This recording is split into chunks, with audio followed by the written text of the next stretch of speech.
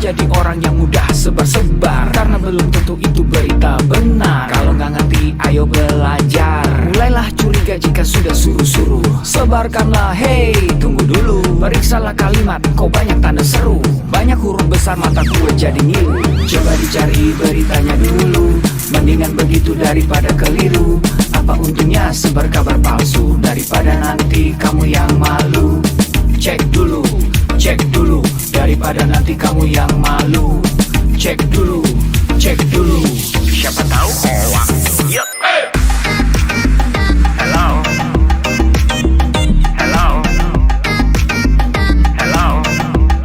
siapa tahu hoax.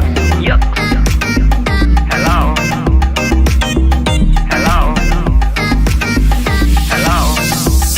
siapa tahu hoax. Hoax itu konten yang negatif, tujuannya itu ya provokatif. Paling cocok buat orang yang sensitif. Kalau ke gue ya gak efektif, tapi semua suka yang positif. Misalnya video yang inspiratif, meme yang lucu, itu juga sih positif, kreatif, dan produktif. Coba dicari beritanya dulu, mendingan begitu daripada keliru. Apa untungnya sebar kabar palsu, daripada nanti kamu yang malu. Cek dulu, daripada nanti kamu yang malu. Cek dulu, siapa tahu hoax. Yup. Hello,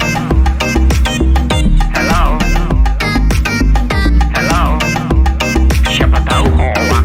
Yup. Hello,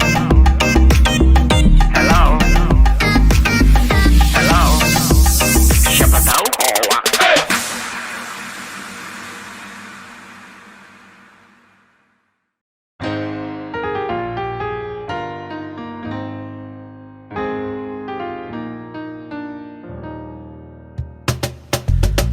Tolong aku melolong, baca sosmed bikin aku bengong.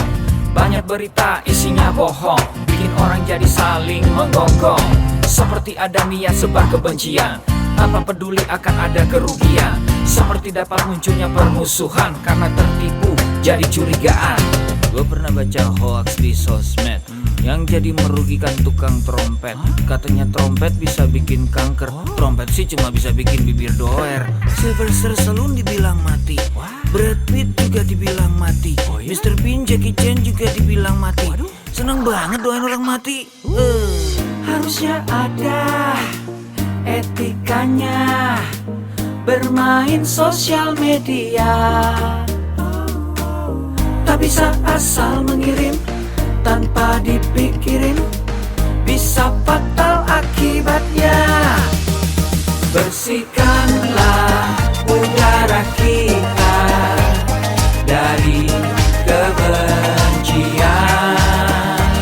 Sebarkan saja cintamu untuk Indonesia. Wahai kepada pengguna sosmed, mari bersatu sampai lengket. Jagalah persatuan, jangan lobet. Hati-hati banyak tukang copet. Hey, jangan sampai salah posting, bisa bikin orang jadi pusing. Cek dulu itu penting, jangan jadi cepat terpancing. Gue pernah takut salah minum, karena bahaya buat tulang sumsum. Hampir semua merek disebutkan, gara-gara itu gue kehausan. Gue tertipu isu PKI, katanya jutaan sudah dipersenjatai. Akibatnya gue keluar biaya, bikin persembunyian bawah tanah. Harusnya ada etikanya bermain sosial media. Tak bisa asal mengirim tanpa dipikirin, bisa fatal akibatnya. Bersihkanlah udara kita dari kebencian. Sebarkan saja cintamu untuk Indonesia. Bersihkanlah udara kita dari kebencian. Sebarkan saja cintamu untuk Indonesia.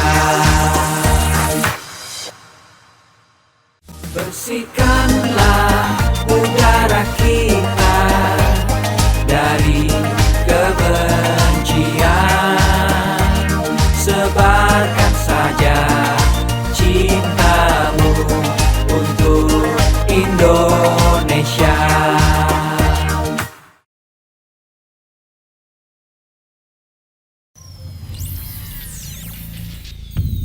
Selamat datang di Indonesia Makin Cakap Digital, langsung dari 34 provinsi, 514 kabupaten kota, diikuti lebih dari 500.000 talenta digital. Inilah Indonesia Makin Cakap Digital.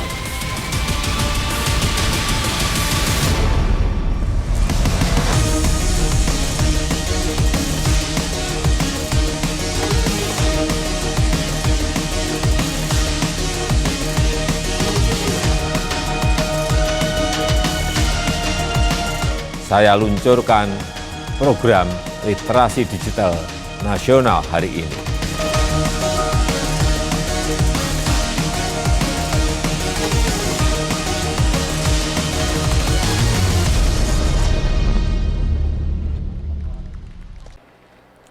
Assalamualaikum warahmatullahi wabarakatuh. Selamat pagi. Senang sekali hari ini kita dapat bertemu di acara yang luar biasa, itu ya serunya bermain di dunia digital, pahami dengan literasi, yang masuk dalam rangkaian acara Gerakan Nasional Literasi Digital 2021 yang hari ini hadir di Kutai Kartanegara, Provinsi Kalimantan Timur. Suatu kehormatan untuk saya dan suatu kebanggaan saya dipercaya untuk bisa memandu dan menjadi moderator acara pada hari ini. Nama saya adalah Ovi Darin. Selamat pagi untuk semuanya baru bergabung bersama kami dan juga salam sejahtera. Acara pada hari ini diadakan dengan tujuan yaitu berlihat dari perkembangan dunia digital di Indonesia semakin luar biasa, dan pastinya teknologi informasi dan komunikasi di Indonesia ini sekarang semakin berkembang pesat. Hal ini dibuktikan dari apa? Dari angka penetrasi pengguna internet di Indonesia yang mencapai angka 73,3%. Dan berdasarkan fakta tersebut, Presiden Republik Indonesia Bapak Joko Widodo menetapkan percepatan transformasi digital sebagai Digital Nation untuk menjadi visi utamanya dalam masa pemerintahan yang kedua. Dan sesuai dari arahan visi presiden tersebut, Kementerian Komunikasi dan Informatika bersama mitra jejaring GNLD Siberkreasi telah menyusun sebuah peta jalan literasi digital tahun 2021-2024 guna meningkatkan partisipasi digital masyarakat, mendorong pengembangan ilmu pengetahuan masyarakat di bidang teknologi informasi dan komunikasi, serta mendorong kecakapan transformasi digital dalam pemanfaatan teknologi baru. Nah, untuk itu, dalam peta jalan ini dirumuskan ada 4 kerangka dalam menyusun literasi digital. Ada digital skills, digital ethics, digital safety, dan juga digital culture. Dan juga dilanjutkan dengan adanya 3 kerangka program literasi digital yang akan disusun menjadi materi dan juga topik kurikulum yang diajarkan ke masyarakat. Itu ada digital society, ada digital ekonomi, dan juga ada digital government. Oleh karena itu, Kementerian Komunikasi dan Informatika, khususnya Direktorat Pemberdayaan Informatika dan Direktorat Jenderal Aplikasi Informatika, kali ini akan melaksanakan kegiatan literasi digital untuk meningkatkan kemampuan dan pemahaman masyarakat dalam penggunaan teknologi informasi dan komunikasi, serta berinternet yang baik dan benar melalui implementasi program literasi digital yang meliputi 34 provinsi, 514 kabupaten kota, dan akan melibatkan 110 mitra strategi siberkreasi dan juga stakeholder terkait lainnya. Mengawali perjumpaan kita pada hari ini, kita akan mendengarkan arahan dari Presiden Indonesia yaitu Bapak Joko Widodo. Tapi sebelumnya, bersama-sama kita akan menyanyikan lagu Indonesia Raya 3 stanza.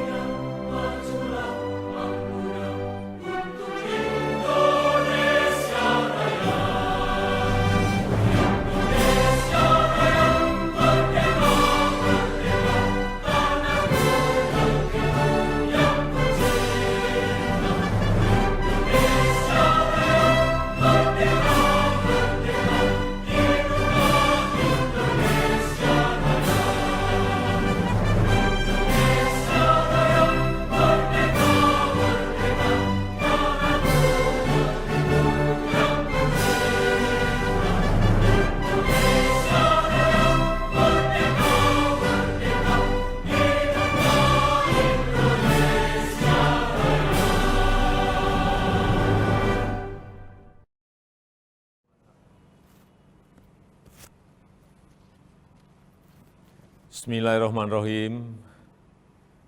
Assalamualaikum warahmatullahi wabarakatuh. Salam sejahtera bagi kita semuanya. Shalom, Om Swastiastu, Namo Buddhaya, salam kebajikan.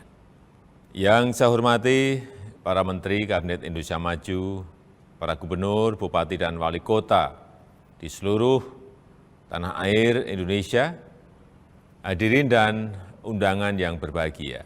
Pandemi membuka kesempatan luas bagi kita untuk melakukan transformasi digital secara besar-besaran. Pembangunan infrastruktur digital terus kita percepat.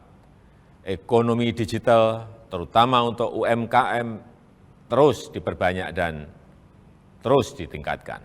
Pemerintahan digital juga terus diperkuat dan masyarakat disiapkan agar lebih cakap digital. Insya Allah pada akhir tahun 2022, 12.548 desa kelurahan akan terjangkau sinyal 4G. Percepatan 10 tahun lebih maju dari rencana sebelumnya yang selesai pada tahun 2032. Infrastruktur digital tidak berdiri sendiri. Jadi saat jaringan internetnya telah tersedia, harus diikuti kesiapan pengguna internetnya agar manfaat positif internet dapat dioptimalkan untuk membuat masyarakat semakin cerdas dan produktif. Sebaliknya, efek negatifnya harus dapat terus ditekan, terus diminimalkan. Bapak Ibu yang saya hormati, tantangan di ruang digital semakin besar, sangat besar. Konten-konten negatif terus bermunculan. Kejahatan di ruang digital terus meningkat. Hoax, penipuan daring, perjudian, eksploitasi seksual pada anak, perundungan siber, ujaran kebencian, radikalisme berbasis digital perlu terus diwaspadai karena mengancam persatuan dan kesatuan bangsa. Kewajiban kita bersama untuk terus meminimalkan konten negatif, membanjiri ruang digital dengan konten-konten positif, banjiri terus, isi terus dengan konten-konten positif. Kita harus tingkatkan kecakapan digital masyarakat agar mampu menciptakan lebih banyak konten kreatif yang mendidik, yang menyejukkan, yang menyerukan perdamaian. Internet harus mampu meningkatkan produktivitas masyarakat, membuat UMKM naik kelas, perbanyak UMKM onboarding ke platform e-commerce, sehingga internet bisa memberi nilai tambah ekonomi bagi seluruh lapisan masyarakat. Hadirin sekalian, literasi digital adalah kerja besar. Pemerintah tidak bisa bekerja sendirian. Perlu mendapatkan dukungan seluruh komponen bangsa agar semakin banyak masyarakat yang melek digital. Saya memberikan apresiasi kepada 110 lembaga dan berbagai komunitas yang terlibat dalam program literasi digital nasional ini. Saya harap gerakan ini menggelinding dan terus membesar, bisa mendorong berbagai inisiatif di tempat lain, melakukan kerja-kerja konkret di tengah masyarakat, agar makin cakap memanfaatkan internet untuk kegiatan edukatif dan produktif. Saya rasa itu yang bisa saya sampaikan, dan dengan mengucap Bismillahirrahmanirrahim, saya luncurkan program literasi digital nasional hari ini. Terima kasih. Wassalamualaikum warahmatullahi wabarakatuh. Om Santi Santi Santi Om. Namo Buddhaya.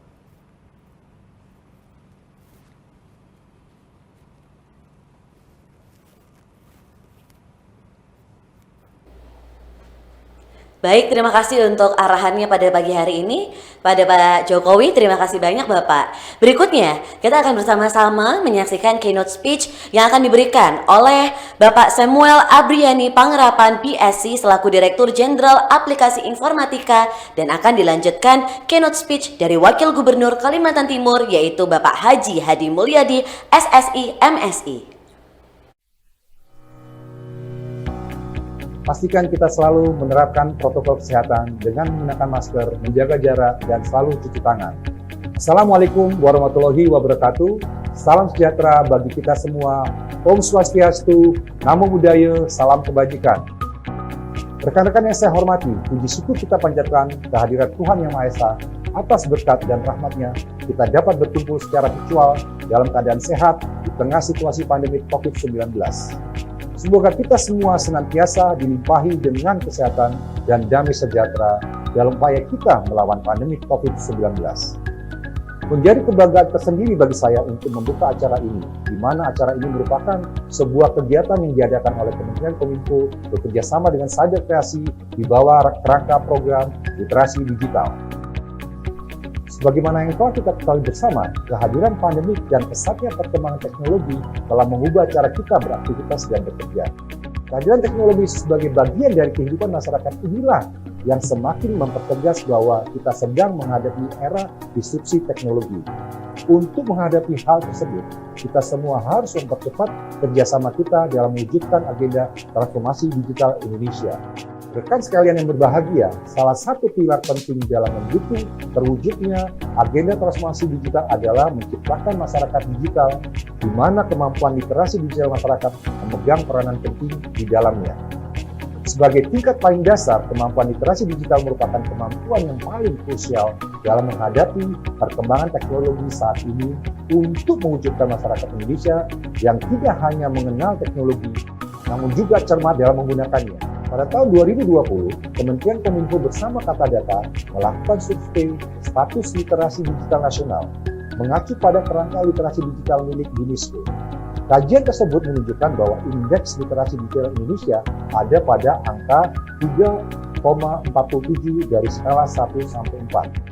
Di mana hal itu menunjukkan bahwa indeks literasi digital kita hanya ada pada sedikit di atas tingkat sedang, namun belum mencapai tingkat baik.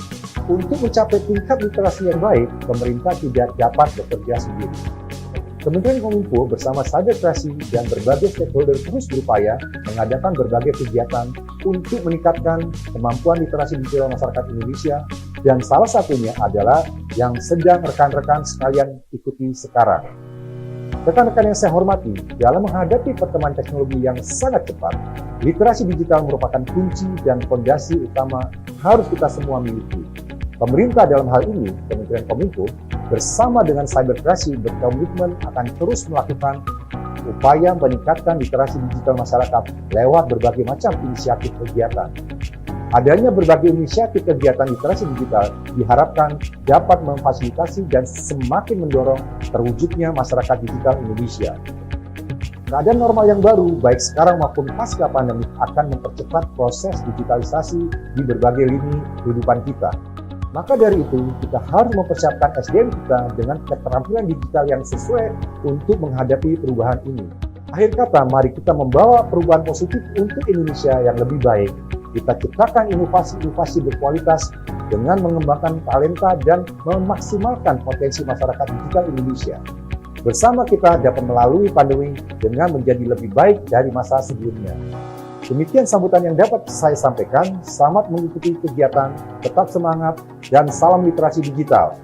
Wassalamualaikum warahmatullahi wabarakatuh. Om Santi Santi Santi Om.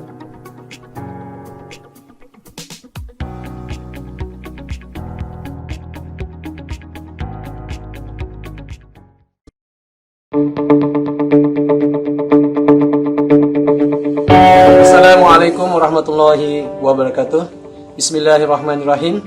Dalam rangka meningkatkan partisipasi digital masyarakat, mendorong pengembangan ilmu pengetahuan masyarakat di bidang TIK dan digital, serta mendorong tingkat kecakapan transformasi digital dalam pemanfaatan teknologi baru, maka saya, Hadi Mulyadi, Wakil Gubernur Kalimantan Timur, menghimbau kepada seluruh masyarakat untuk mendukung dan mengikuti acara seminar webinar yang akan dilaksanakan di kabupaten kota di seluruh Kalimantan Timur.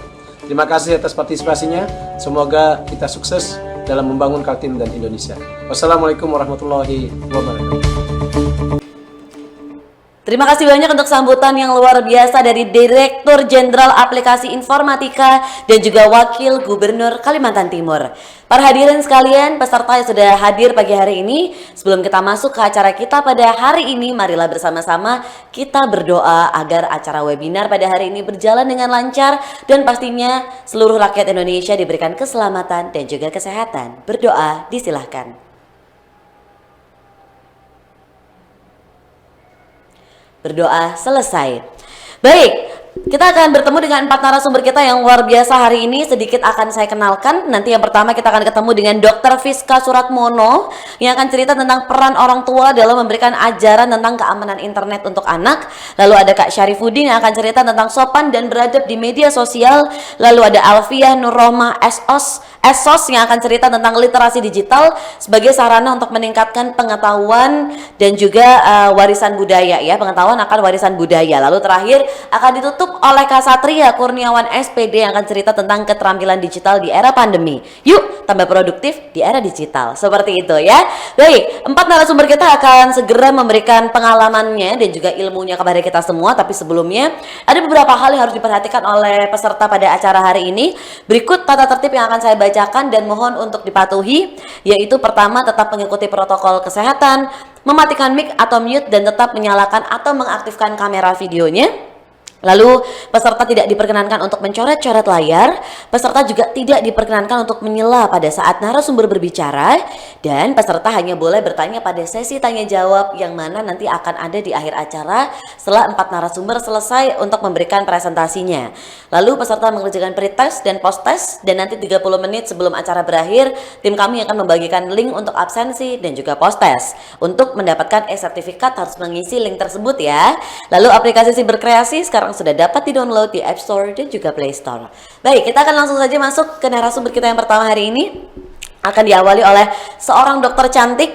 Beliau adalah medical doctor and also entrepreneur dan juga owner dari The Crown Clinic, yaitu Dr. Fiska Suratmono. Selamat pagi. Selamat pagi Mbak Ovi.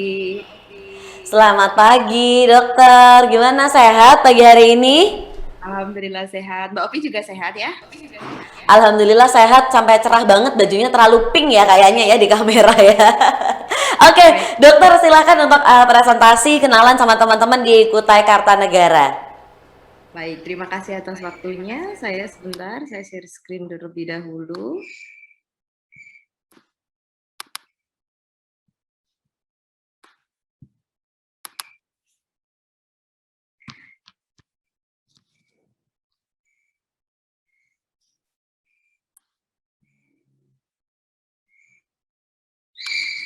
Baik, terima kasih atas waktu yang telah diberikan dan selamat pagi. Perkenalkan, nama lengkap saya adalah Dr. Fiska Rahmawati Suratmono atau biasa dipanggil dengan Dr. Fiska.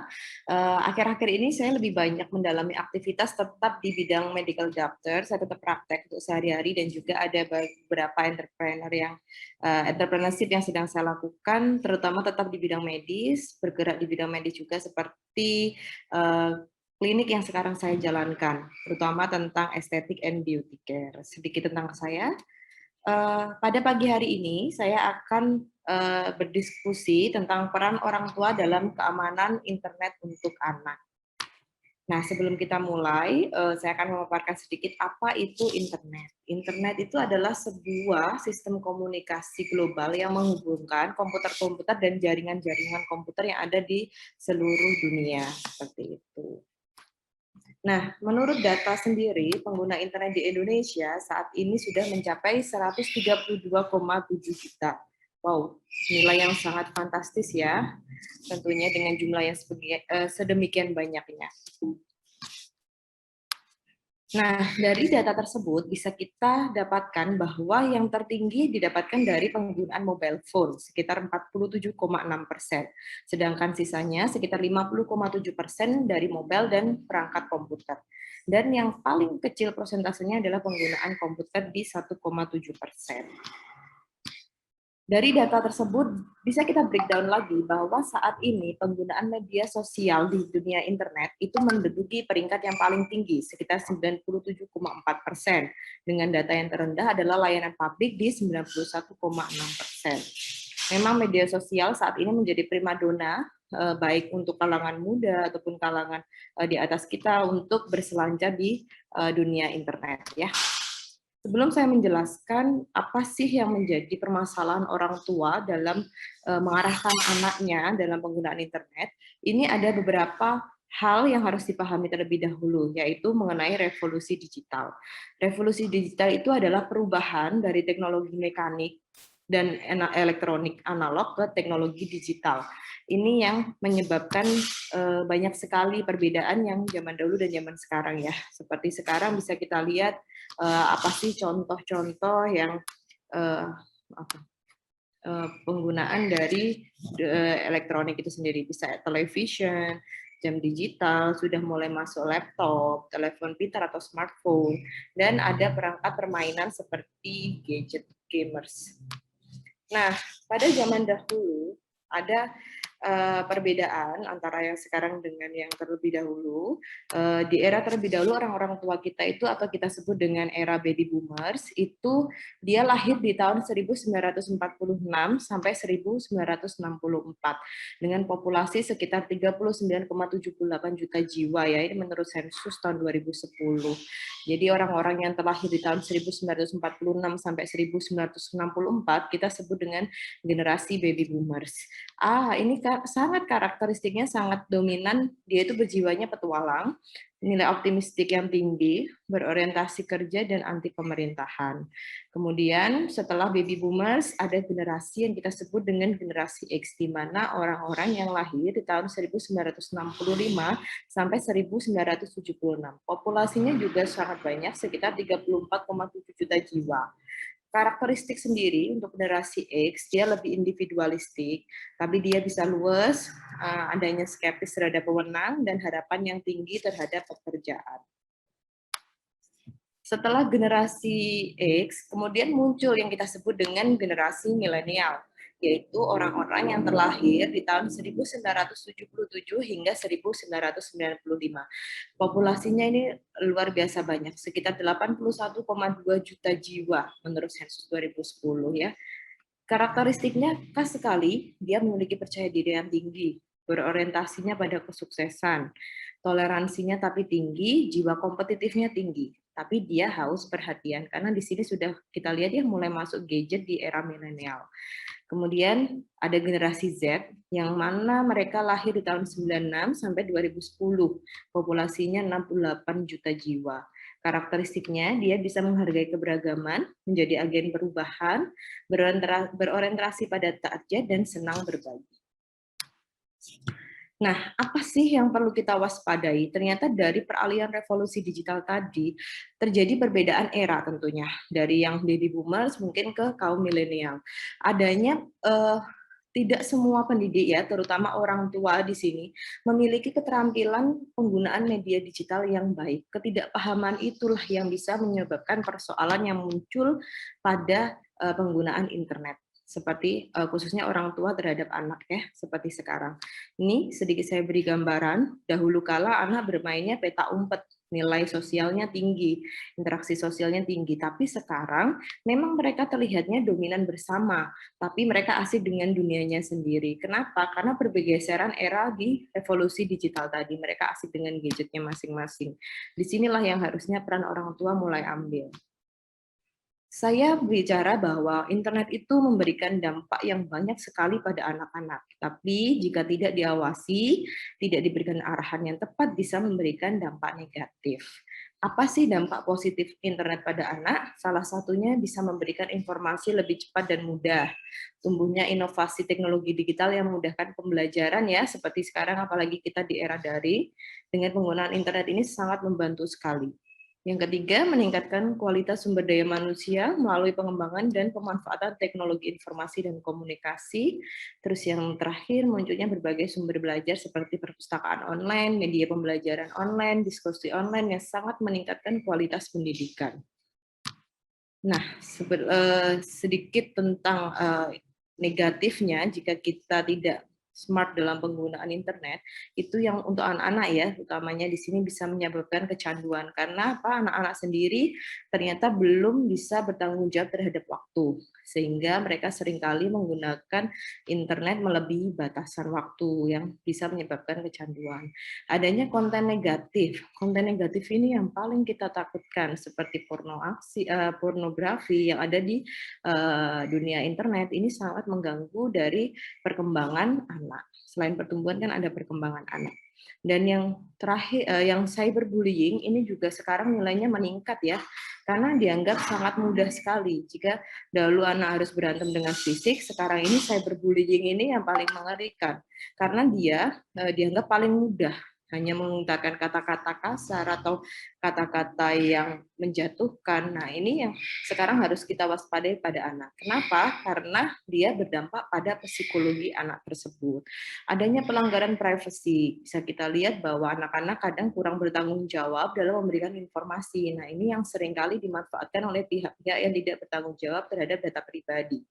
Dan terakhir adanya pedofil online yang sangat mengancam dan nilainya semakin tahun semakin meningkat.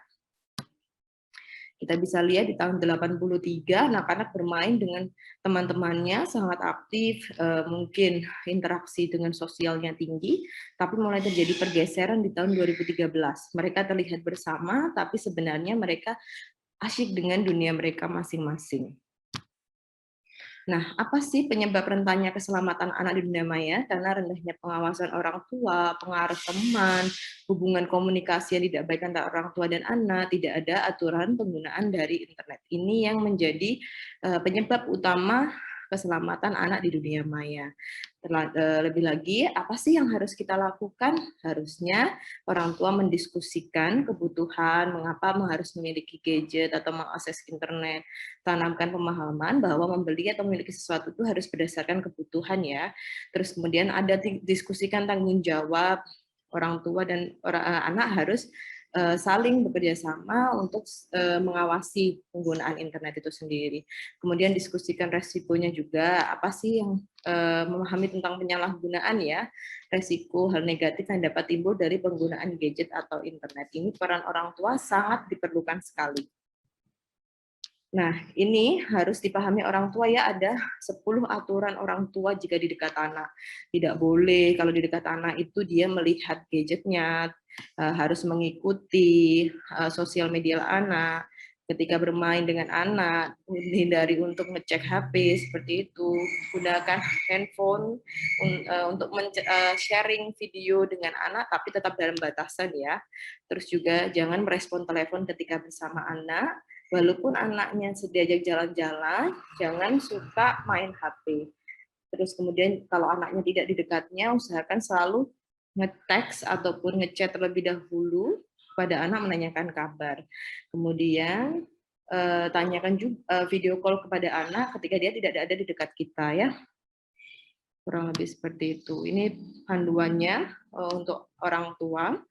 Persiapannya, pelajari manfaat internet terlebih dahulu, karena mungkin orang tua tadi ya, perbedaan di revolusi digital, orang tua kita di baby boomers, anaknya sudah milenial, jadi orang tuanya juga harus istilahnya mengupgrade kemampuannya. Pelajari dahulu manfaat internetnya, pelajari situs dan aplikasi di internet, pelajari perangkat digital dan sistem operasinya. Untuk anaknya, kenalkan asiknya internet, bangun kebiasaan saling berbicara, menjaga keseimbangan hidup, waktu penggunaan yang proporsional, kenalkan etika dunia nyata dan etika dunia internet. Ajarkan 3 aturan dasar berinternet dan luangkan waktu untuk aktivitas bersama. Menjaga, mengawasi, dan menemani anak, dunia maya itu sama pentingnya dengan mengawasi anak kita di dunia nyata. Jadi pesan saya, orang tua tetap harus mengambil peran penting dalam pengawasan penggunaan internet anak-anak kita. Sekian, terima kasih.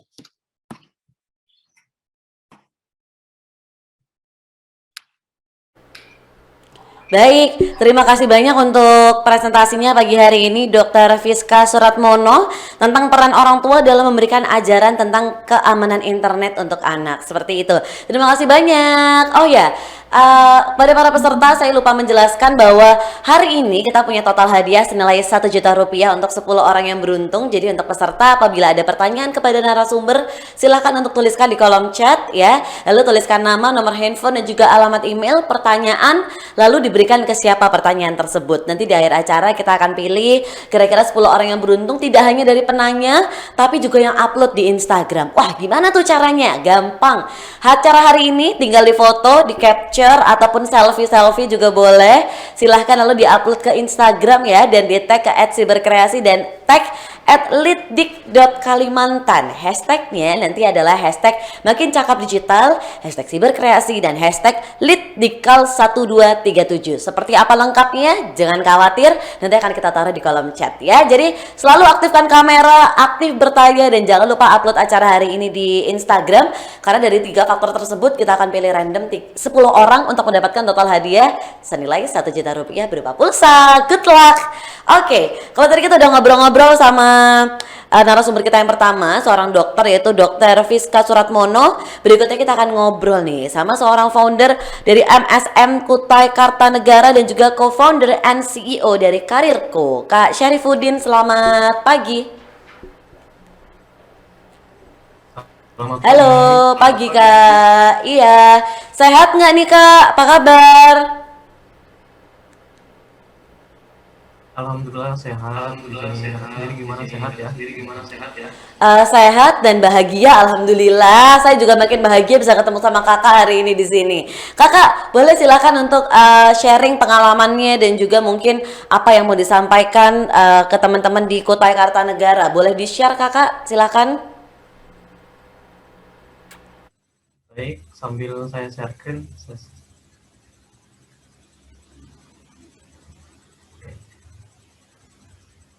Ya, bismillahirrahmanirrahim. Assalamualaikum warahmatullahi wabarakatuh. Selamat pagi teman-teman semua. Baik ya, untuk hari ini saya coba untuk masuk untuk menjelaskan berkaitan dengan menjadi pengguna internet yang beradab. Di sini temanya tentang sopan dan beradab di media sosial. Baik, tadi sebenarnya sudah banyak yang disampaikan oleh narasumber yang pertama seperti itu. Kemudian di sini mungkin teman-teman ini ya tidak asing seperti itu, berkaitan dengan survei yang telah disampaikan oleh akun Microsoft bahwa disebutkan netizen Republik Indonesia ini ternyata paling tidak sopan. Ini sangat menggemparkan kemarin ya di teman-teman netizen semuanya. Tidak hanya berkaitan dengan Microsoft saja, bahkan ketika akun Microsoft ini memberikan survei seperti itu malah diserang, bukan malah menjadi evaluasi bagi diri kita, ini malah diserang. Tidak cukup hanya di situ, kemudian ada juga beberapa informasi yang lain ya, mungkin teman-teman di sini juga memahami. Kalau kemarin itu juga sempat viral berkaitan dengan ini ya, apa namanya, Dewa Kipas gitu, dengan Gotham Chess berkaitan dengan catur, sampai catur itu sangat booming di Indonesia gara-gara komentar dari netizen ya. Kemudian juga ada berkaitan dengan artis dari Korea seperti itu, yang dimana dia menjadi aktor dalam sebuah serial drama, itu menjadi pelakor. Itu pun juga di komen seperti itu di media sosial. Saking ininya ya, bapernya untuk teman-teman atau netizen dari Indonesia. Tapi ini cukup menarik seperti itu untuk menarik perhatian pada hari ini, yang dimana ada apa sih, kok bisa seperti itu, kemudian bagaimana caranya kita memahami bahwa sebenarnya Indonesia juga terkenal sebagai orang-orang yang beradab, tapi kok ketika di media sosial hal itu kok menjadi sorotan yang sangat tajam gitu dari teman-teman mungkin dari luar negeri atau bahkan di kita sendiri di dalam negara Indonesia. Nah, ini teman-teman semua, jadi ada hal yang menarik ya di sini. Sempat kemarin saya coba untuk baca berita dan ini terjadi kembali ya di sini. Kalau misalnya teman-teman lihat dari judul berita di sini, yaitu kronologi pasien COVID-19 di Sumatera Utara itu dikeroyok keluarga karena ditolak isolasi mandiri di rumah.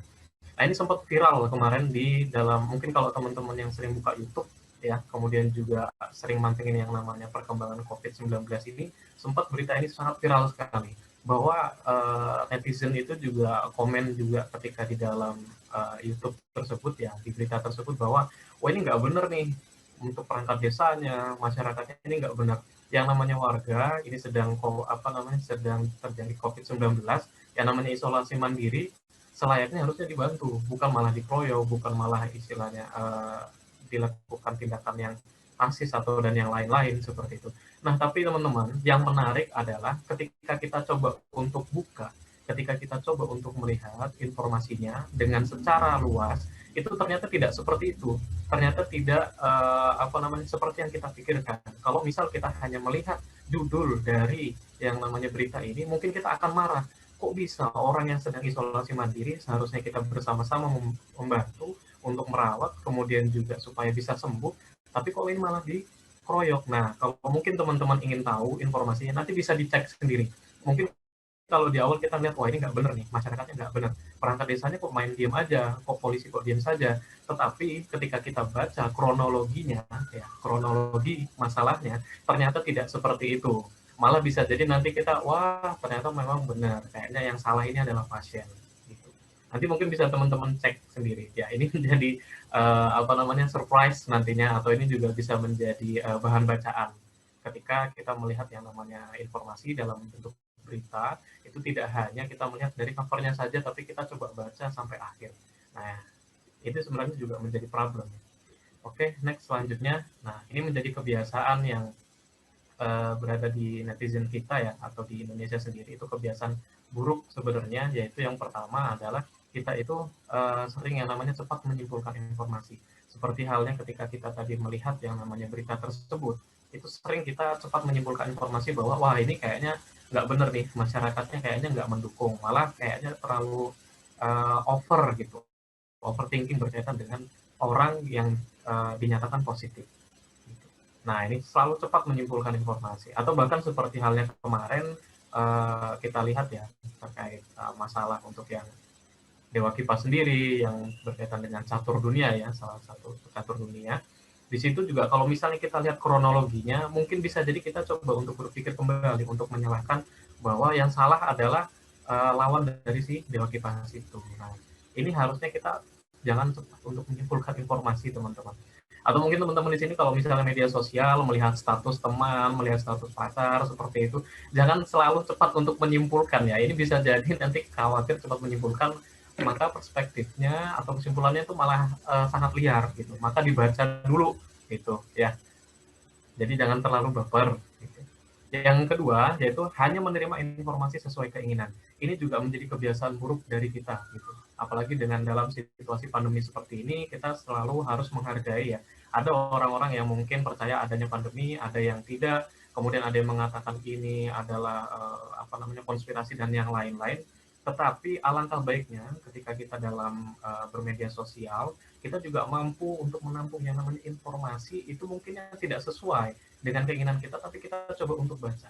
Bisa jadi itu menjadi insight baru bagi diri kita, ya, untuk membuka peluang-peluang, oh ternyata seperti ini ya, melihat pendapat dari orang lain, melihat dari sisi yang lain gitu. Jangan hanya melihat informasi yang sesuai keinginan kita, oh iya ini benar, ini nggak baik, ini COVID ini seperti ini. Atau misal ketika ada teman seperti ini, kemudian kita lihat, oh ini kayaknya teman ini nggak benar nih, statusnya seperti ini nih. Kita nggak ngelihat gitu dari sisi yang lain, kita hanya melihat dari perspektif kita sendiri, sesuai keinginan kita. Kalau misal kita lagi sedang marah, atau misal kita sedang yang namanya sedih, melihat informasi itu yang hanya yang sedih saja, ya wajar kalau misalnya ternyata akhirnya kita juga ikut sedih. Gitu. Ya. Lalu kemudian yang ketiga, di sini ya, untuk yang ketiga, kebiasaan buruk kita adalah tidak sadar.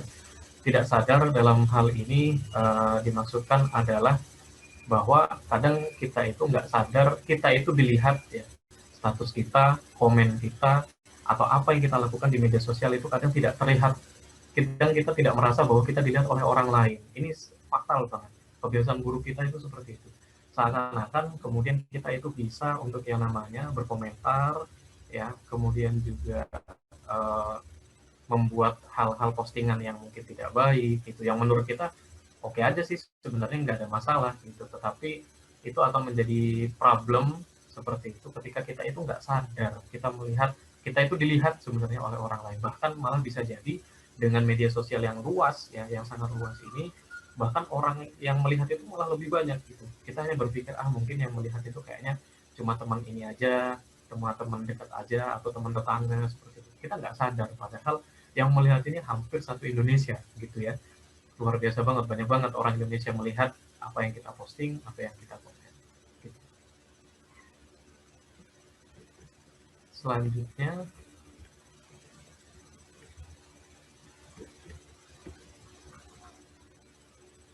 terdengar ya untuk suaranya? Mohon maaf. Terdengar aman, boleh dilanjutkan. Oke, sebentar.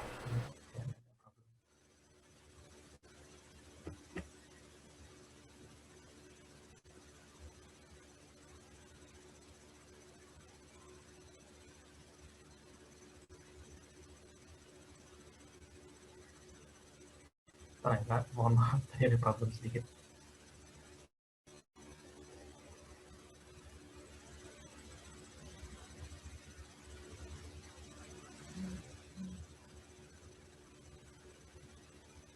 Oke, lanjut ya. Nah, tadi ketika kita kalau misalnya melihat ya, sebelumnya itu kebiasaan buruk kita itu cepat menyimpulkan informasi, hanya menerima informasi sesuai keinginan, kemudian juga kita tidak sadar apa yang kita perbuat. Lalu bagaimana untuk sopan dan beradab di media sosial? Yang pertama ini sebenarnya simpel, tapi kadang kita lupa. Yang pertama adalah kita harus ngerti bahwa yang namanya pengguna internet atau pengguna media sosial itu juga adalah manusia, ya. Kita nggak boleh untuk menghakimi, bahwa kita harus paham bahwa yang namanya manusia itu unik gitu.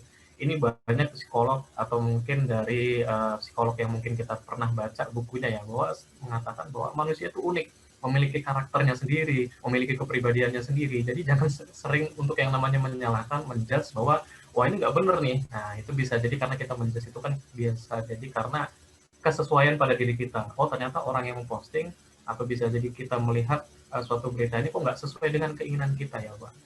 Jadi kita harus pahami bahwa yang namanya manusia itu unik. Yang kedua, yang namanya manusia itu punya yang namanya norma. Nah ini hati-hati. Jadi norma ini sebenarnya tidak hanya berlaku pada kehidupan kita secara nyata, tapi di media sosial pun juga kita memiliki norma. Mungkin tidak ada suratnya ya. Tidak ada kan kalau misalnya di Facebook mungkin wah ini kalau posting tuh harus pakai EYD yang benar, harus pakai angka yang benar, angka yang valid, tidak ada. Tapi secara tersirat ya yang namanya norma-norma ini sangat-sangat harus dimiliki, harus kita pahami untuk kita bermedia sosial secara beradab atau dengan sopan santun. Kemudian yang ketiga adalah nilai. Nah ini yang penting sekali, nilai berkaitan dengan nilai itu kembali kepada kita diri sendiri. Mungkin kita tidak bisa melihat kepribadian seseorang dari media sosial itu sebenarnya tidak cukup, tetapi melihat kondisi saat ini itu sangat sering sekali kita menyimpulkan seseorang itu dari apa yang dia posting, dari apa yang dia komen di media sosial, apa yang dia dapatkan dari media sosial, apa yang dia lihat berita dari media sosial.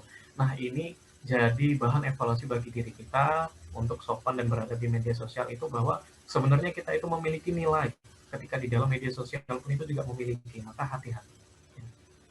Lalu kemudian caranya gimana kalau kita sudah sadar bahwasannya penggunanya juga adalah seorang manusia, maka seperti yang pada hari ini, tema pada hari ini ya, yang pertama yaitu dengan memperkuat literasi, yaitu yang pertama yaitu dengan membaca. Maka seperti yang saya jelaskan di awal tadi, baca dengan baik, jangan cepat menyimpulkan, tapi baca secara tuntas. Apa sih sebenarnya? Beritanya gimana sih?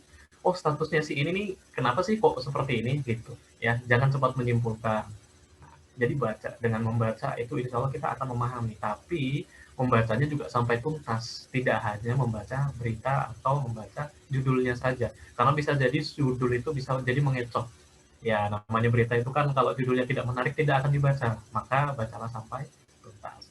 Lalu kemudian menulis. Nah kalau kita sudah pintar ya namanya untuk membaca, paham dengan yang namanya membaca sampai tuntas, maka cobalah untuk menulis, entah itu apakah menulis sebuah berita, mungkin teman-teman bisa mengirim redaksinya kepada editor, kemudian atau misal yang paling simpel saja, mungkin teman-teman bisa menulis itu status. Nah, menulis status sendiri pun juga kalau misalnya statusnya itu sangat baik, saya yakin pasti akan yang namanya nanti akan dibagikan oleh teman yang melihat, oh keren ya statusnya, atau tulisannya bagus nih gitu.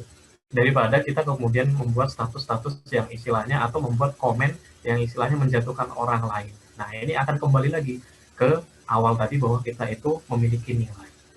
Lalu kemudian Untuk memperkuat literasi, yang ketiga adalah dengan berdiskusi. Dengan berdiskusi kita akan memperbanyak yang namanya informasi yang belum kita ketahui. Dengan berdiskusi kita akan banyak memiliki kosakata yang dimana, oh seperti ini kayaknya bagus nih tulisannya. Oh dari teman-teman tadi malam saya mungkin berdiskusi dengan si A, kok ini ya kata-katanya bagus, kayaknya ini pantas yang seperti ini. Karena dengan berdiskusi kita tahu mana yang benar, mana yang salah. Karena dari teman, kalau kita berdiskusi itu kan kita ngerti ya, dari gimmick muka itu, wah ini kayaknya ada yang salah deh, dari cara ngomong saya ini ada yang salah. Nah, dengan berdiskusi itu insya Allah kita juga memperkuat literasi kita. Nah, walaupun fisik terbatasi ruang dan waktu, tetapi adab dan sopan santun itu tidak memiliki keterbatasan tersebut. Karena adab dan sopan santun itu merupakan suatu nilai yang mengalir secara menyeluruh pada seseorang. Oke, selanjutnya. Nah, di sini jadi tidak hanya membahas terkait yang buruknya saja ya dari netizen Indonesia, bahwa sebenarnya netizen Indonesia ini seperti pisau bermata dua. Kalau tadi kita sudah membahas berkaitan dengan problem-problemnya, kalau yang sekarang ini, ya ini. Jadi ada suatu survei yang menarik seperti itu, yaitu Indonesia ini jadi negara paling dermawan. Bayangin ya, Indonesia ini jadi negara paling dermawan di dunia versi. Kalau misalnya kita lihat di sini, ya nanti bisa teman-teman baca, ya ada di CNN. Ini juga menjadi suatu hal angin segar, angin positif di mana negara kita sedang dilanda yang namanya COVID-19, tapi ternyata menurut survei ini kita malah menjadi negara Indonesia paling dermawan. Nah di sini juga tidak terlepas dari yang namanya digital atau bermedia sosial yang dimana kesan dari orang-orang Indonesia itu sering yang namanya memposting hal-hal yang juga yang baik. Yuk bantu yuk kita bisa, dan yang lain-lain itu juga sangat-sangat membantu berkaitan kedermawaan kita dilihat oleh bangsa lain, dan ini kita bisa melihat sendiri hasilnya kita menjadi negara yang paling dermawan. Nah, kalau kita kelola dengan baik media sosial itu, insya Allah akan menjadi hal yang sangat positif. Di sini ya saya coba untuk mencuplik suatu kata dari sebuah buku yang sangat fenomenal dari seorang psikolog ya, dari seorang filsafat juga, yaitu Erich Fromm. Dia mengatakan dari sebuah bukunya The Art of Loving, yaitu bahwa dikatakan bahwa cinta itu seperti seni, maka butuh belajar bagaimana mencintai yang benar. Maka kalau begitu pun, maka bermedia sosial pun juga seperti seni. Kita juga butuh belajar yang namanya bagaimana cara bermedia sosial itu yang baik dan benar. Maka kemudian ketika kita sudah memahaminya, tak ada lagi yang namanya orang yang menyakiti, kemudian juga tidak ada lagi orang yang merasa tersakiti. Semua akan hidup dalam sebuah hidup yang harmoni. Jadi untuk teman-teman semua, bermedia sosial itu juga butuh yang namanya belajar ya, karena media sosial itu juga seperti seni. Kalau misalnya kita bisa kelola dengan baik, maka itu akan menjadi hal yang sangat positif, bukan hanya bagi diri kita, juga bagi orang lain dan bagi bangsa ini. Begitu Kak, terima kasih dari saya. Sekian, Assalamualaikum warahmatullahi wabarakatuh. Waalaikumsalam warahmatullahi wabarakatuh. Terima kasih banyak untuk Kak Syarifuddin tentang sopan dan beradab di media sosial. Terima kasih untuk info-infografisnya yang terbaru ya, yang sudah diberikan tentang Indonesia. Terima kasih banyak Kak Syarifuddin sekali lagi. Baik, teman-teman peserta di Kutai Kartanegara, apabila ada pertanyaan kepada narasumber, silahkan disampaikan ya. Karena nanti di akhir acara kita akan pilih 10 orang calon pemenang yang akan mendapatkan total hadiah senilai 1 juta rupiah. Kenapa saya bilang calon pemenang? Karena nanti kita memiliki suatu sistem untuk memverifikasi apakah Anda sudah pernah menang atau belum gitu sebelumnya. Apabila sudah pernah menang sebelumnya, mohon maaf tapi di sistem pasti akan digugurkan ya. Tapi tidak ada salahnya untuk tetap mencoba, mungkin dengan upload di Instagram ya, atau selalu nyalakan kameranya, dan pastinya selalu aktif bertanya karena masih ada 10 kesempatan ya untuk 10 orang yang beruntung hari ini pastinya untuk mendapatkan total hadiah pulsa senilai 1 juta rupiah. Jadi stay tune terus sampai acaranya selesai. Di akhir acara nyalakan terus kameranya dan nanti silahkan untuk mengisi link absensinya untuk mendapatkan e-sertifikat. Kita akan beralih ke narasumber kita yang ketiga. Ini adalah KOL kita hari ini yang akan cerita tentang literasi digital sebagai sarana meningkatkan pengetahuan akan warisan budaya. Ada Kak Alfia Nurrohmah Esos, seorang influencer, master of ceremony, duta budaya dan juga entrepreneur. Halo, selamat pagi. Selamat pagi. Selamat pagi. Halo Kak, selamat pagi. Sehat hari ini? Alhamdulillah alhamdulillah sehat walafiat. Gimana kondisinya sekarang? Di sini juga sehat, membahagiakan, cuman panas aja sih ya, agak sumuk gitu bahasa Surabaya ini ya. Oke, Kak silakan, kita sudah siap untuk share ya presentasinya. Baik. Silahkan dimulai. Oke. Oke, assalamualaikum warahmatullahi wabarakatuh. Salam sejahtera untuk kita semua. Semoga teman-teman dan juga para narasumber serta host cantik kita tadi, semoga diberikan kesehatan yang luar biasa dan tentunya dihindarkan dari virus yang sedang melanda di negara kita saat ini. Tetap patuhi protokol kesehatan dan juga jaga kesehatan kalian. Nah, baik, mungkin sedikit cerita, nanti ada pengalaman-pengalaman yang saya alami sewaktu dulu menjadi duta budaya, dan kebetulan saya mendapatkan tema dengan literasi digital sebagai sarana meningkatkan pengetahuan akan warisan budaya. Nah, teman-teman tentu tahu sendiri ya, bahwa budaya ini merupakan salah satu kebanggaan warisan yang diturunkan secara turun-temurun oleh berbagai suku dan juga etnis. Nah, namun kali ini yang saya paparkan ini adalah adalah budaya dan juga digital. Ini adalah dua hal yang sangat berbeda. Oke, budaya ini merupakan kekayaan yang tidak bisa dipandang oleh sebelah mata. Nah, menurut kita masyarakat Indonesia, negara bisa tercipta atau negara ini bisa dikenal dengan masyarakat luar karena identitas kita. Nah, identitas kita apa? Karena kita memiliki banyak sekali budaya dari Sabang sampai Merauke, seperti itu. Nah, karena kebudayaan ini bisa tercipta atas latar belakang budaya yang ada di masyarakat, maka kebudayaan bisa diwariskan jika dipelajari dan disosialisasikan dengan sangat baik kepada masyarakat. Nah, ini menyangkut dengan literasi digital atau menggunakan media sosial untuk lebih mempromosikan kebudayaan-kebudayaan yang ada di Indonesia. Baik, kemudian sedangkan digital sendiri ini tentunya dapat membantu kita untuk lebih memahami apa sih yang dinamakan budaya, kemudian apa saja sih budaya yang ada di Indonesia dan dari mana asalnya. Jadi internet atau dunia digital ini sangat membantu kita ya teman-teman untuk mengetahui budaya-budaya yang ingin kalian ketahui. Bisa saja saat kalian sekolah mendapatkan PR untuk menari. Nah, kalian bisa buka YouTube, kemudian juga kalian bisa meniru dan akhirnya kalian sendiri menjadi pelaku dari pelestari budaya.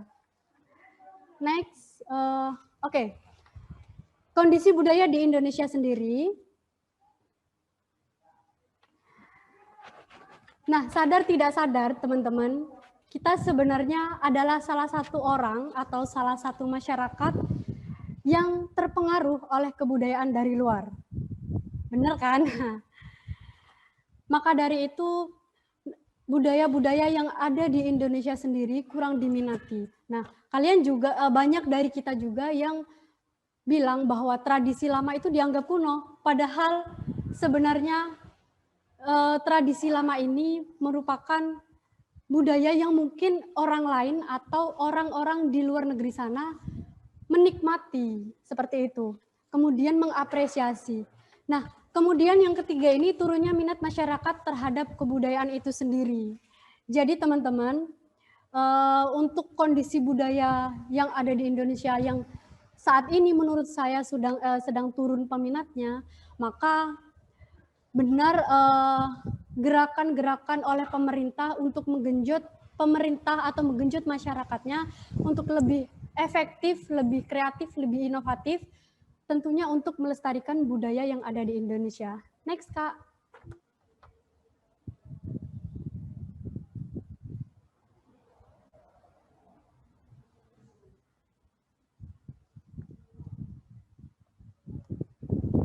Nah, kemudian teman-teman, kita juga perlu strategi untuk memanfaatkan dunia digital dan mempertahankan budaya lokal kita.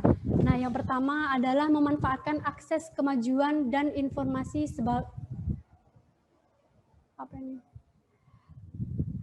sebagai pelestari budaya dan salah satu sumber pengetahuan. Jadi teman-teman, kita sudah dimudahkan dengan teknologi-teknologi digital. Teman-teman pasti 90% dari Indonesia penggunaan seperti yang dikatakan oleh dokter tadi, penggunaan gadget ini sangat besar di Indonesia. Jadi teman-teman pasti memegang HP dan bisa memanfaatkan momen seperti ini untuk melestarikan budaya-budaya yang ada di Indonesia. Kemudian melakukan sebuah counter kultur. Nah, ini adalah usaha dari sebuah media sosial masyarakat itu sendiri untuk menangkal efek dari media luar dengan menonjolkan budaya lokal kita. Nah, maksudnya di sini kalian dituntut atau kalian harus mempunyai kreativitas, mempunyai inovatif dan juga semangat tentunya untuk menciptakan hal-hal yang baru atau mengcover dengan sangat epik budaya-budaya kita sehingga masyarakat lebih luas untuk mencari tahu, untuk mencari tahu berbagai kebudayaan yang ada di Indonesia ini. Tentunya dengan bingkisan atau dengan bungkusan yang lebih menarik lagi daripada sebelum-sebelumnya. Jadi masyarakat itu akan lebih tertarik seperti itu. Next, Kak. Nah, untuk tantangan digitalisasi di masa pandemi seperti sekarang ini,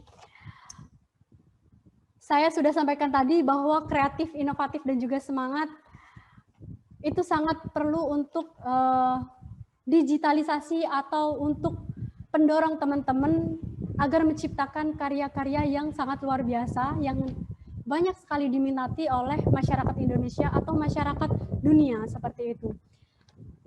Nah, untuk pengalaman saya sendiri, sewaktu menjadi duta budaya, sebenarnya awal saya jadi duta budaya, saya kurang mengenal budaya-budaya yang ada di Indonesia atau budaya-budaya yang ada di daerah domisili saya, seperti itu.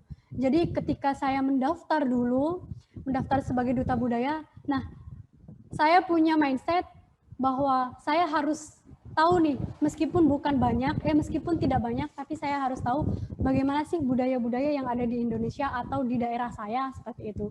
Kemudian saya tertantang lagi dengan saya sewaktu menjadi duta budaya.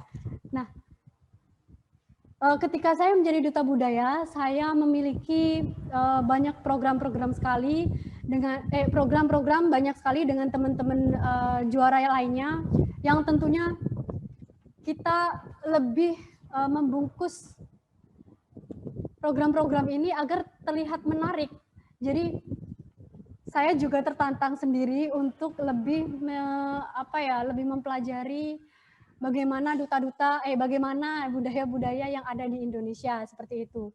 Jadi ketika kita mendapatkan undangan atau apapun, jadi kita bisa menyampaikan dan kita pede dengan hal-hal yang kita ketahui tentang budaya lokal kita, seperti itu.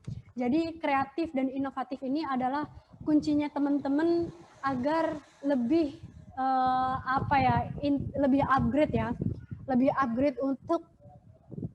lebih upgrade untuk teman-teman bisa menjadikan dunia digital ini lebih baik lagi dan juga lebih tertantang lagi untuk menciptakan hal-hal yang baru, seperti itu. Kemudian semangat ini juga sangat penting ya teman-teman ya. Jangan semangat di awal-awal. Nah, jika semangat ini tumbuh, kemudian kalian mendapat viewers banyak, kemudian kalian mendapat followers banyak dan sebagainya, kalian harus lebih semangat lagi untuk memberikan konten-konten atau memberikan post-post kalian yang terbaik untuk selanjutnya, seperti itu. Oke, next, Kak. Nah, jadi saya sedikit mengetahui fakta faktor yang mempengaruhi pemanfaatan dunia digital ini. Nah, yang pertama ini adalah faktor sosial. Mengapa orang menggunakan dunia digital? Mengapa orang menggunakan gadget, menggunakan media sosial dan lain sebagainya? Karena sosial mereka, orang-orang di sekeliling mereka menggunakan dunia digital atau menggunakan media sosial, sehingga orang tersebut terpengaruhi dan akhirnya ikut andil sebagai pelaku di media sosial. Nah, kemudian juga ada efek ini. Ini adalah perasaan gembira, perasaan senang, sukacita, perasaan sedih, perasaan mengamuk dan lain sebagainya. Nah, ini bisa mempengaruhi seseorang untuk melakukan atau menggunakan media sosial atau memanfaatkan dunia digital di sekelilingnya. Nah, contohnya seperti ini. Ketika saya sedang benci kepada seseorang, akhirnya nih saya mencari tahu orang ini seperti apa sih, seperti bagaimana gitu. Sedangkan perkembangan zaman sekarang semuanya menggunakan media sosial, jadi otomatis mereka akan mendownload, mereka akan menggunakan gadget, kemudian juga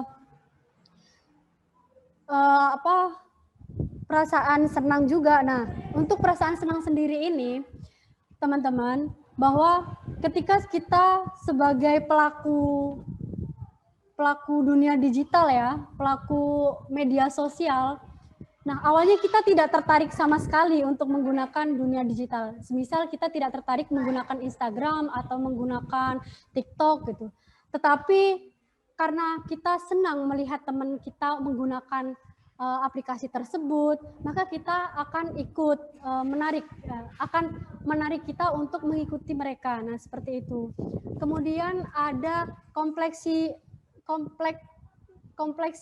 Nah, untuk kompleksitas sendiri ini merupakan kerumitan pada suatu organisasi. Jadi ketika kita bekerja di suatu perusahaan misalnya, atau kita berada di organisasi kebudayaan, atau kita berada di naungan lembaga dan lain sebagainya. Nah, kita tidak mungkin menjadi satu-satunya orang yang gaptek seperti itu. Maka dengan tuntutan kita untuk dapat dapat menyelesaikan tugas, untuk dapat menyesuaikan tugas-tugas yang ada di sekitar kita, maka kita tertantang dan kita mau tidak mau menggunakan media sosial atau memanfaatkan dunia digital. Nah, kemudian konsekuensi jangka panjangnya ini, mereka harus berpikir, mereka ini berpikir ke depannya bahwa mereka menyadari dunia ini semakin modern, dunia digital ini makin hari makin perkembangannya makin pesat dan lain sebagainya, dan mereka memiliki kesadaran tersendiri untuk memiliki media sosial, memiliki alat-alat digital dan lain sebagainya, karena mereka berpikir bahwa jangka panjangnya ini tentu akan baik atau buruk bagi mereka, seperti itu. Baik, Kak.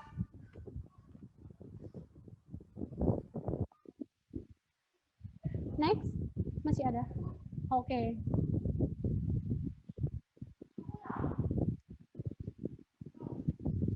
Mungkin itu ya teman-teman yang bisa saya sampaikan. Semoga nanti apa yang saya sampaikan kurang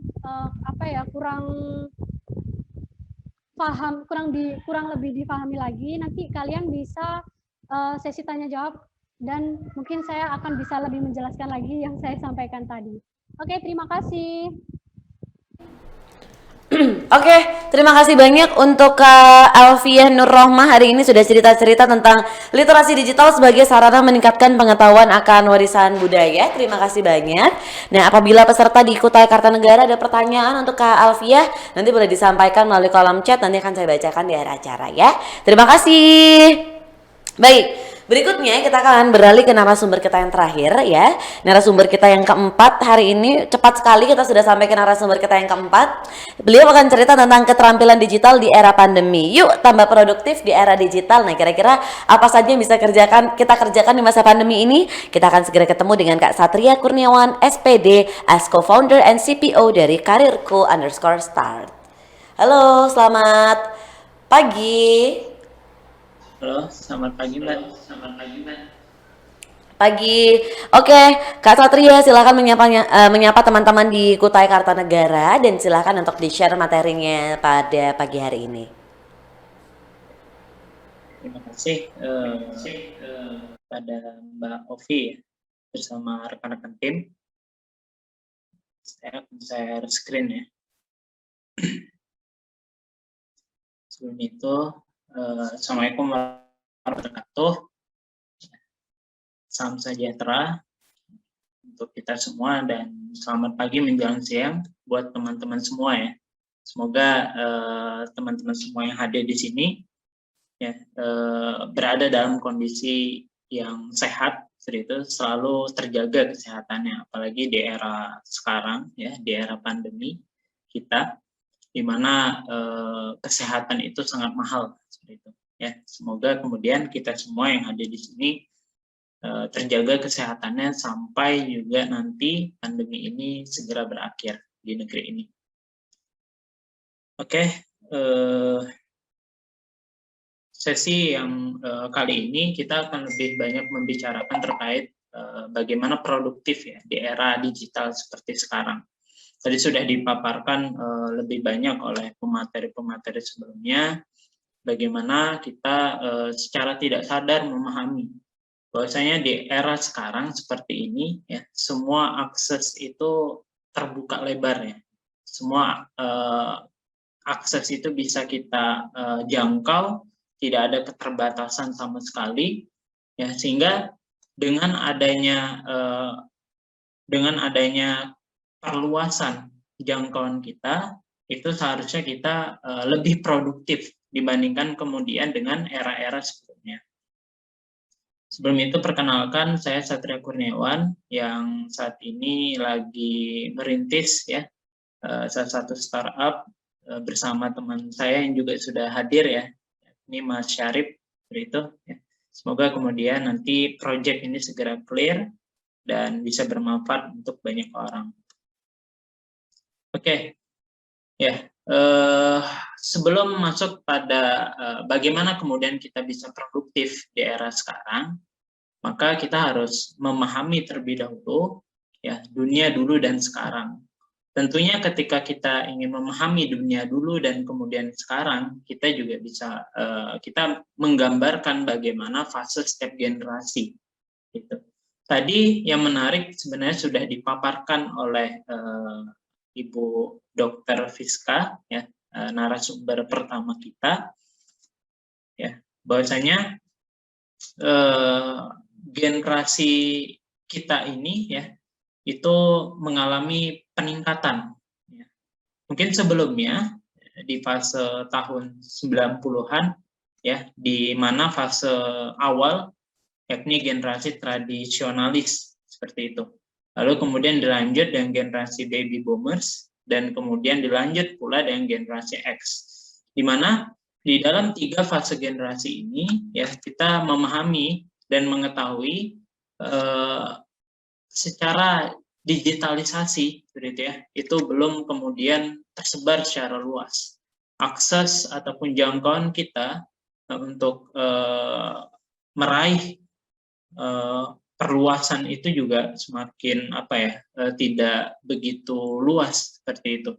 Nah, sedangkan kemudian after di era sekarang ya, di mana banyak orang yang kemudian memprediksi di tahun 2030 kita akan negeri ini ya, Indonesia, kita akan mendapatkan bonus demografi, di mana yang mendominasi generasi nanti ya ke depan itu adalah 3 generasi ini, gitu, di mana di generasi milenial ada kemudian generasi Z dan generasi Alpha, yang di mana generasi milenial ya, untuk yang kemudian lahir ya di angka 1981 sampai 1996, tentunya mungkin di antara kita juga bagian dari generasi milenial ini, yang dimana kita merasakan ya apa yang kemudian hidup kita di era dahulu, seperti yang dirasakan oleh tadi generasi baby boomers, generasi X, kita merasakan di sana, dan kemudian ketika kita beranjak dewasa, kita merasakan apa yang dialami oleh generasi Z dan generasi Alpha, di mana semua serba teknologi, ya, semua serba akses internet dan sebagainya, gitu. Lalu kemudian generasi Z, seperti itu, ya, generasi Z, di mana generasi tadi yang sudah disampaikan oleh narasumber kita yang pertama, ini menarik, di mana generasi Z sampai kemudian generasi Alpha, generasi yang kemudian banyak ditemukan jangkauan-jangkauan yang lebih luas lagi mengenai teknologi khususnya, seperti itu. Nah, ini yang kemudian sebenarnya menjadi tantangan dan kemudian juga menjadi ujian bagi kita, seperti itu. Tantangan di dunia digital dengan tadi generasi yang dari before kemudian after, seperti itu, tentunya dalam dunia digital ya itu akan selalu ada tantangan. Semakin zaman ini semakin berubah ya, maka tantangannya pun juga akan semakin berubah dan meningkat, gitu. Dimana tantangan kita ada di beberapa hal, salah satunya adalah pertama ilmu pengetahuan ya, di era sekarang ya, kita harus mempercepat aktualisasi ilmu pengetahuan kita, seperti tadi yang disampaikan oleh beberapa narasumber ya. Kemudian kita baik itu apalagi kita yang hari ini sebagai tadi ya narasumber pertama, orang tua, kita harus kemudian mengakselerasi diri kita agar kemudian kita bisa memahami generasi-generasi ke depan, seperti tadi generasi milenial, generasi Z, seperti itu, apalagi kemudian nanti generasi Alpha.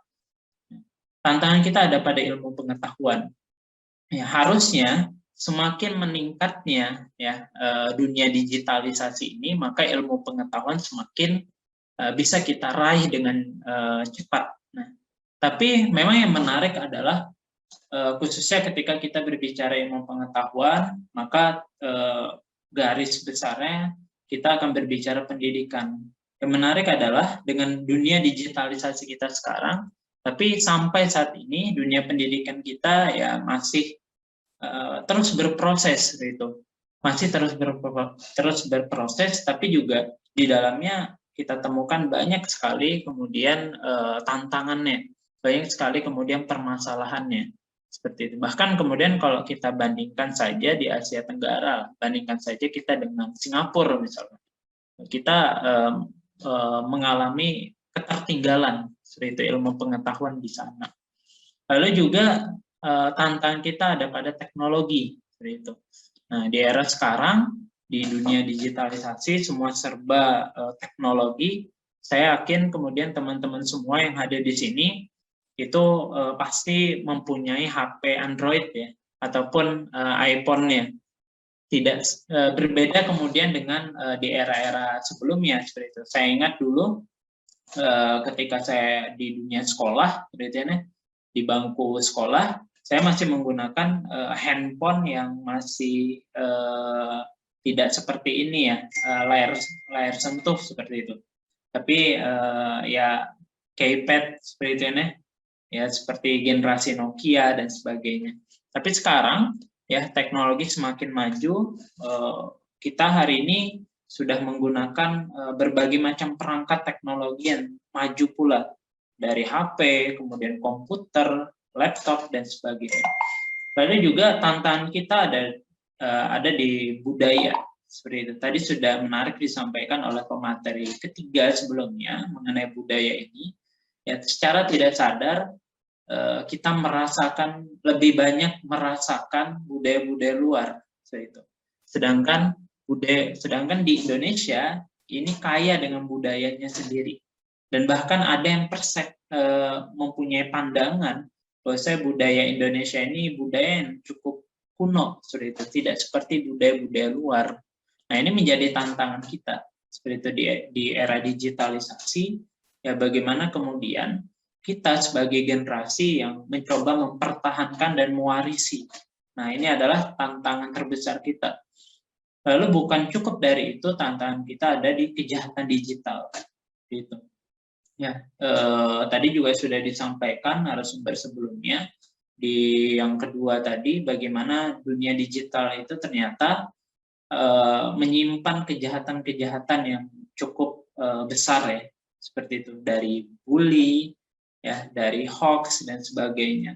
Nah, tentunya kejahatan-kejahatan digital inilah yang menjadi tantangan bagi kita dalam sebagai generasi yang menikmati digitalisasi saat ini. Bagaimana kemudian memanfaatkan di era sekarang ini dengan hal-hal yang positif, tidak kemudian mengandung hal-hal yang pada akhirnya merugikan diri kita sendiri maupun juga orang-orang lain. Nah, ini hal yang terpenting adalah produktif di era digital, seperti itu. Ya, tadi di mana dunia kita sekarang ya, kita bebas gitu ya, mau akses ke A, akses ke B, C, D, dan seterusnya, kita lebih mudah mencari ilmu pengetahuan. Dulu kalau dahulu gitu ya, kita harus ke perpustakaan, seperti itu ya, kita harus mencari buku-bukunya. Tapi kalau sekarang kita sudah punya HP Android, iPhone, tinggal kemudian kita searching di mbah Google, seperti itu ya, kita mendapatkan semua informasi itu, gitu ya. Sehingga di dunia di era sekarang ini era yang cukup potensial untuk kita manfaatkan. Tapi juga di balik itu, seperti itu, di dunia digitalisasi yang sekarang ini juga menjadi tantangan bagi kita. Apakah kemudian kita bisa memanfaatkan dunia ini yang serba digital, serba luas ini, ataukah kemudian kita tidak mampu untuk memanfaatkannya? Pada akhirnya kita menjadi generasi yang tadi ya, entah dari memanfaatkannya secara negatif sampai kemudian kita tidak menjadi apa-apa di dunia di era sekarang. Tentunya produktif ini adalah hal yang kalau bisa dikatakan mudah diucapkan secara lisan tapi sulit dilakukan. Nah, ada beberapa hal yang bisa kita lakukan di era digital seperti ini. Nah, yang pertama, kita bisa mengeksplor ide menjadi sebuah aksi nyata. Ya, ide sekarang sangat mudah didapat, sebenarnya. Ya, buka Instagram saja itu sudah banyak sekali konten-konten positif yang bisa bermuara nanti akhirnya pada ide yang kita pikirkan. Aplikasi-aplikasi juga sudah banyak yang kemudian diciptakan yang itu memperluas akses informasi kita dan nanti juga berujung pada ide. Nah, di mana saat ini kita mencari ide ini mudah seperti itu dengan akses yang bebas, seperti akses yang cepat, ya memungkinkan untuk kita mendapatkan ide dengan mudah. Dan tentu kemudian dari ide-ide kita itu harus kemudian kita jadikan sebuah aksi nyata. Misal kemudian saat ini, contoh ya di era pandemi ini, misal di era pandemi ini kita apalagi saat PPKM level 4 yang diterapkan oleh pemerintah, banyak kemudian yang terdampak seperti itu, baik itu masyarakat maupun juga tenaga kesehatan dan sebagainya, seperti itu yang menjadi tantangan bagi kita. Nah, mungkin dari sini kita mungkin jadikan Instagram kita gitu sebagai akses untuk mengeksplor informasi mengenai pandemi, atau kemudian nih kasihan nih UMKM ya, masyarakat pedagang kecil, masyarakat yang memiliki unit usaha yang kemudian terdampak, ayo kemudian kita bantu jadikan konten Instagram kita dengan gratis untuk mereka bisa mengiklankan ya, usaha mereka seperti itu.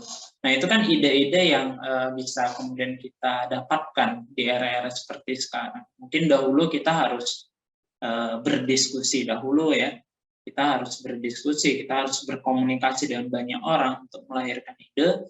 Tapi di era sekarang itu sangat mudah untuk mendapatkan ide, apalagi kemudian sangat mudah pula kita jadikan itu dalam bentuk aksi nyata kita. Yang kedua adalah dengan mempelajari ilmu dan skill baru. Nah, di era sekarang itu muncul ya ilmu dan skill yang cukup baru, khususnya bagi generasi kita, apalagi generasi-generasi tadi before ya. Seperti itu. Seperti mungkin dulu kita taunya menulis, tapi sekarang ada kemudian skill yang namanya copywriting, gitu. Dulu mungkin kita taunya media sosial, bagaimana menggunakan, memainkan, tapi sekarang itu sudah ada yang namanya skill digital marketing. Nah, belum lagi kemudian ilmu-ilmu baru, skill-skill baru yang lain seperti itu. Nah, sehingga sangat disayangkan kalau kemudian kita hari ini ya hidup di dunia era digitalisasi seperti ini tidak kemudian membuka diri kita, membuka ruang-ruang hidup kita untuk kemudian mempelajari ilmu dan skill baru. Kita tidak mempelajari ilmu itu, atau kita tidak mempelajari skill itu. Ini sangat disayangkan. Bahkan teman-teman semua, dulu mungkin kita mendapatkan gambaran desain saja, kita menjadi seorang desain grafis, gitu ya, videografis seperti itu, kita harus membutuhkan modal laptop, gitu ya, kita harus membuatnya di sana. Tapi sekarang di HP pun juga kita bisa menjadi menjadi desain grafis, videografis seperti itu. Sangat mudah sekarang. Nah, sehingga sangat disayangkan kalau kemudian kita tidak mempelajari ilmu, apalagi kemudian skill baru. Dan skill inilah yang kemudian hari ini menjadi jenjang nanti, baik itu karir kita ke depan ataupun masa depan kita. Sekarang orang-orang seperti perusahaan-perusahaan sangat membutuhkan ya orang-orang yang mampu ya, dia apalagi di teknologi, orang-orang sangat perusahaan-perusahaan sangat membutuhkan mencari orang-orang tersebut. Gitu. Nah, lalu yang kemudian ketiga dengan membuat konten-konten yang positif. Jangan sampai kita tadi ya seperti yang disampaikan oleh narasumber kedua, ya kita membuat konten-konten yang negatif ataupun kemudian bermain di media sosial yang pada akhirnya merugikan diri kita maupun juga orang lain, ya. Komen sana komen sini ya, kalau kemudian itu positif nggak masalah, tapi kemudian komen-komen kita ini komen-komen yang negatif gitu ya, membuli dan sebagainya. Nah, itu kemudian harus ditinggalkan ya. Saatnya kita hari ini untuk membuat konten-konten yang positif seperti itu ya. Kita manfaatkan Instagram kita, WA kita manfaatkan seluruh media sosial kita dengan kemudian membuat konten-konten yang kita senang ataupun hobi kita, dan itu bermanfaat untuk orang-orang lain. Gitu. Nah, lalu kemudian yang terakhir, yang keempat adalah membuka diri dan berbagi pengetahuan. Nah, di era sekarang itu sangat mudah untuk kita bersosialisasi, gitu ya. Ya, apalagi di era pandemi sekarang bertatap muka saja sulit ya. Itu saatnya kita kemudian membuka diri ya dengan memperluas jaringan ataupun teman-teman kita ya. Di Instagram misalkan kita bisa mendapatkan teman-teman ataupun bahkan kita bisa mengikuti orang-orang yang kemudian menjadi panutan kita, yang kita bisa mendapatkan inspirasi di sana ya. Jadi saatnya kita membuka diri ya. Zaman sekarang sudah berubah seperti itu ya, harusnya kemudian kita tidak menutup diri kita ya terhadap orang-orang sekitar kita. Saatnya kita buka diri kita untuk lebih banyak memperluas jaringan relasi kita, dan kemudian yang terpenting adalah berbagi pengetahuan. Saat ini sangat mudah untuk kita berbagi pengetahuan ya, kita upload saja di Instagram kita, upload saja di media sosial kita, apapun itu ya pengetahuan yang kemudian kita miliki, nah itu sangat mudah. Nah seperti sekarang misalkan ya, teman-teman kemudian tadi ya dari Mbak moderatornya seperti itu menyampaikan, kemudian teman-teman bisa mengupload ini ke media sosial teman-teman semua, Instagram misalkan. Secara tidak langsung orang-orang yang menjadi pengikut teman-teman semua, yang berteman dengan teman-teman semua, itu secara tidak langsung mereka mendapatkan pengetahuan tambahan. Nah, itu sangat asik, gitu. Sangat sangat inilah ya, bermanfaat buat bukan hanya kepada orang lain tapi bagi diri kita. Nah, jangan sampai ya kita yang hidup di era sekarang itu pertama banyak rebahan. Nah, jangan sampai ya kalau rebahannya menghasilkan karya, menghasilkan sesuatu, tapi rebahannya itu lebih banyak tidur-tiduran ya, lebih hal-hal yang pada akhirnya membuat diri kita ini tidak bermanfaat di era sekarang lah ya. Itu lalu kemudian jangan banyak galau ya, apalagi remaja-remaja sekarang gitu ya, putus dari pacar, galau dan sebagainya. Ya, jangan kemudian kita terlalu dalam dan terlalu lama memperbanyak galau, bingung, kebingungan kita. Seperti itu.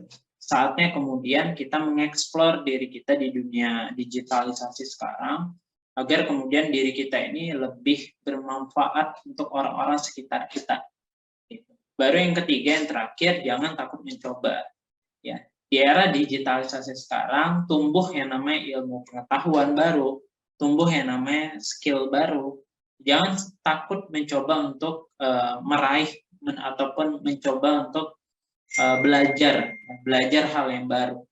Nah, itu kan kadang sering yang kita dapatkan ya, dengan mungkin kita mendapatkan sesuatu hal yang baru, tapi kita berasa hati kita takut gitu ya untuk melakukan hal itu. Saatnya kemudian kita mengeksplor diri kita saat ini.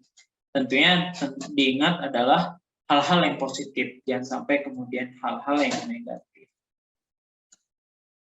Nah, terakhir adalah hidup di dunia digitalisasi seperti sekarang, saatnya kemudian kita untuk selalu berproses, ya. Dimana di dunia di era kita sekarang semua serba mudah dijangkau. Saatnya kemudian kita bagaimana membuat diri kita ini bisa lebih banyak bermanfaat buat orang-orang sekitar kita, buat orang-orang lain. Kita melakukan pertumbuhan diri dengan skill-skill kita, dengan ilmu-ilmu pengetahuan yang baru bagi kita, jadi selalu berproses. Ya. Terkadang kita menemukan yang namanya sebuah kegagalan, tapi sesungguhnya kegagalan itu adalah titik di mana kita akan berevolusi menjadi besar. Ya. Jangan takut mencoba dan selalu berdoa karena ada Tuhan yang Maha Besar. Mungkin itu ya. Semoga bermanfaat, dan di era sekarang semoga pemikiran teman-teman semua terbuka ya. Pasca dari agenda ini teman-teman semua sudah mendapat insight bagaimana kita harus kemudian menjadi orang-orang yang produktif, mampu menciptakan karya, mampu menghasilkan sesuatu yang bukan hanya bermanfaat untuk diri kita tapi juga untuk orang lain. Mungkin itu, terima kasih. Assalamualaikum warahmatullahi wabarakatuh. Saya kembalikan kepada moderator. Baik, terima kasih banyak untuk Kak Satria Kurniawan SPD yang sudah bergabung bersama kami hari ini dan sudah banyak cerita-cerita. Terima kasih banyak Kak untuk sharingnya pagi hari ini. Nah, sekarang kita masuk ke pertanyaan ya. Untuk pertanyaan, ini ada yang pertama untuk Kak Fiska. Halo Kak Fiska, selamat pagi, masih bergabung bersama kami?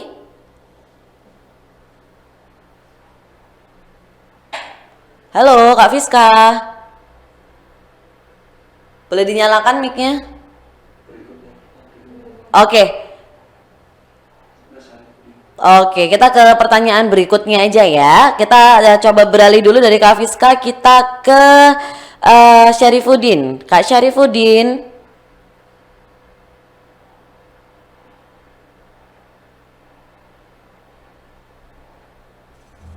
Halo. Oke. Nah, Kak, ada pertanyaan nih dari peserta pagi hari ini ya untuk Kak Syarifuddin. Pertanyaannya dari Sarah, katanya gini, gimana agar kita terhindar dari kejahatan dalam bermedia sosial nih Kak Syarifuddin? Mungkin ada sedikit tips and trick aja. Siap.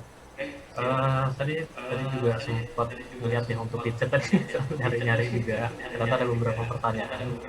Jadi untuk dari atas nama Sarah untuk berkaitan dengan pertanyaannya bagaimana agar kita terhindar dari kejahatan dalam media sosial. Yang pertama saya ingin menyampaikan seperti yang dikatakan oleh narasumber yang terakhir tadi ya bahwa hal ini memang menjadi resiko seperti itu untuk kita bermain di media sosial. Kemudian lalu bagaimana untuk agar kita terhindar dari kejahatan media sosial?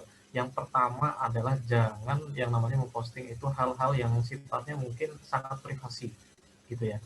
Saya kemarin agak heran ya, ada beberapa teman atau mungkin ada beberapa orang-orang yang terdekat gitu, mereka yang sudah vaksin, itu mereka mengirim seperti kartu yang ada barcode itu ya, ada identitas itu dia kirim di media sosial, ya itu agak kaget. Saya pertama kaget gitu karena sadar ini identitas, ini bahaya gitu, apalagi kalau misalnya ini bertemu dengan yang mereka mungkin dalam tanda kutip nakal atau mereka yang ingin yang namanya berbuat kejahatan, ini sangat berbahaya sekali. Maka kemudian saya kemarin coba untuk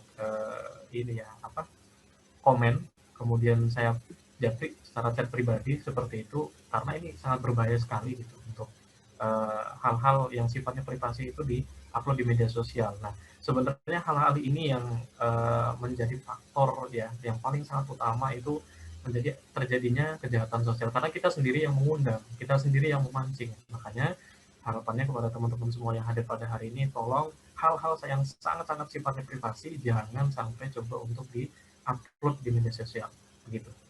Kemudian seperti yang disampaikan tadi bahwa resiko itu akan selalu ada, tapi bukan berarti kemudian kita menutup yang namanya media sosial. Ini juga bukan tindakan yang bijak saya rasa ya untuk mengurangi yang namanya kejahatan di media sosial, tapi malah kita coba untuk berubah. Kalau mungkin kita pernah mengalami hal ini ya, kita sudah punya yang namanya pengalaman tersebut, kita coba untuk bagikan kepada orang lain.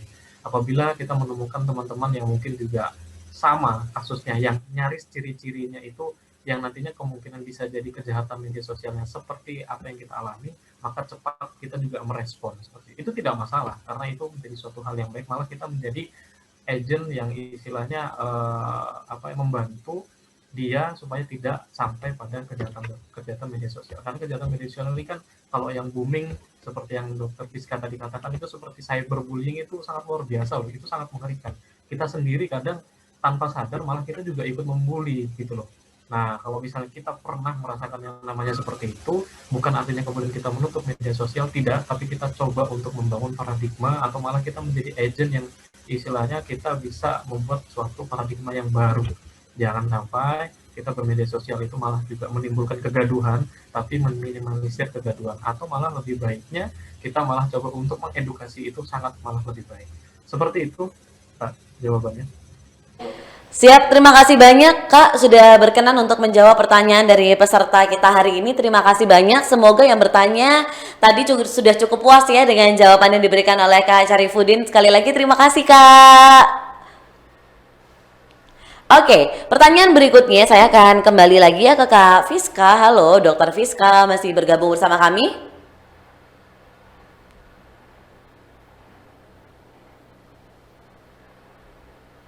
Boleh dinyalakan mic-nya?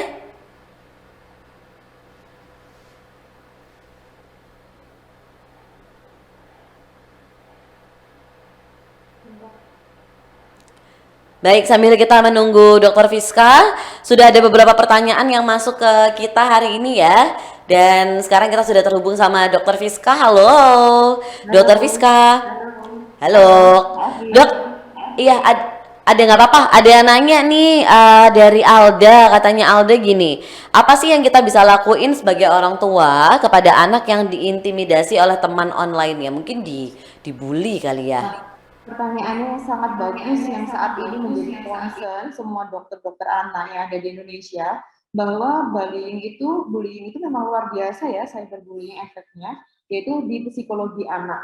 Nah, apa yang harus kita lakukan? Satu, orang tua harus turut aktif dalam pendampingan psikologi anak. Karena apa? Anak-anak seperti ini biasanya meninggalkan traumatis yang tinggi.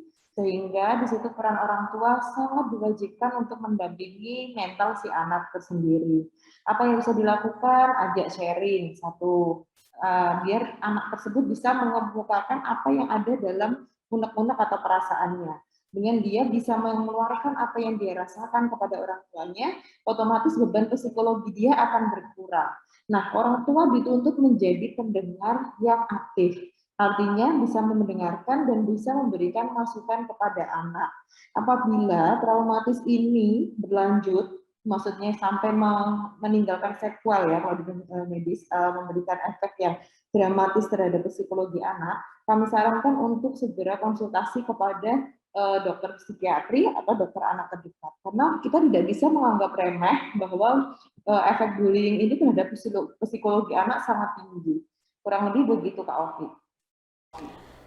Siap, terima kasih untuk Dokter Fiska jawabannya. Ternyata memang ini menjadi concern ya untuk Ikatan Dokter Anak gitu, bahwa ternyata memang kasus bullying terhadap anak kayaknya lagi semakin marak, dan kalau bisa kita sebagai orang tua harus selalu memantau apa aja yang bisa atau mungkin harus dihindari oleh anak kita ketika lagi berinternet di dunia digital. Seperti itu ya Dokter Fiska, terima kasih banyak sekali lagi sudah berkenan untuk menjawab pertanyaan dari peserta hari ini. Dan pertanyaan terakhir yang kita bisa pilih karena keterbatasan waktu ya, mohon maaf sekali, yaitu adalah pertanyaan dari Muhammad Sultan Nudin Asari ya. Pertanyaannya untuk Kak Alfiah. Kak Alfiah, boleh dinyalakan mic-nya?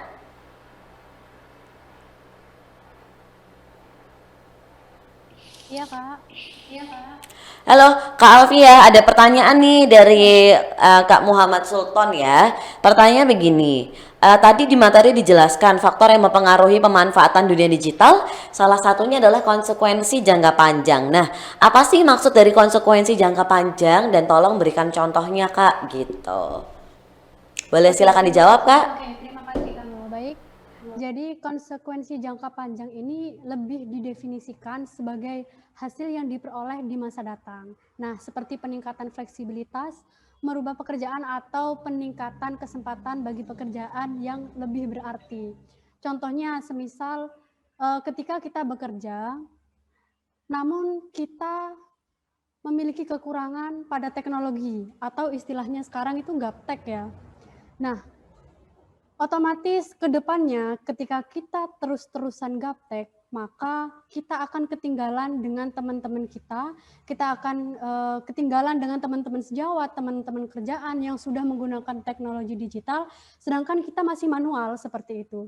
Kemudian contoh yang kedua lagi Kak, contoh yang kedua lagi ya teman-teman.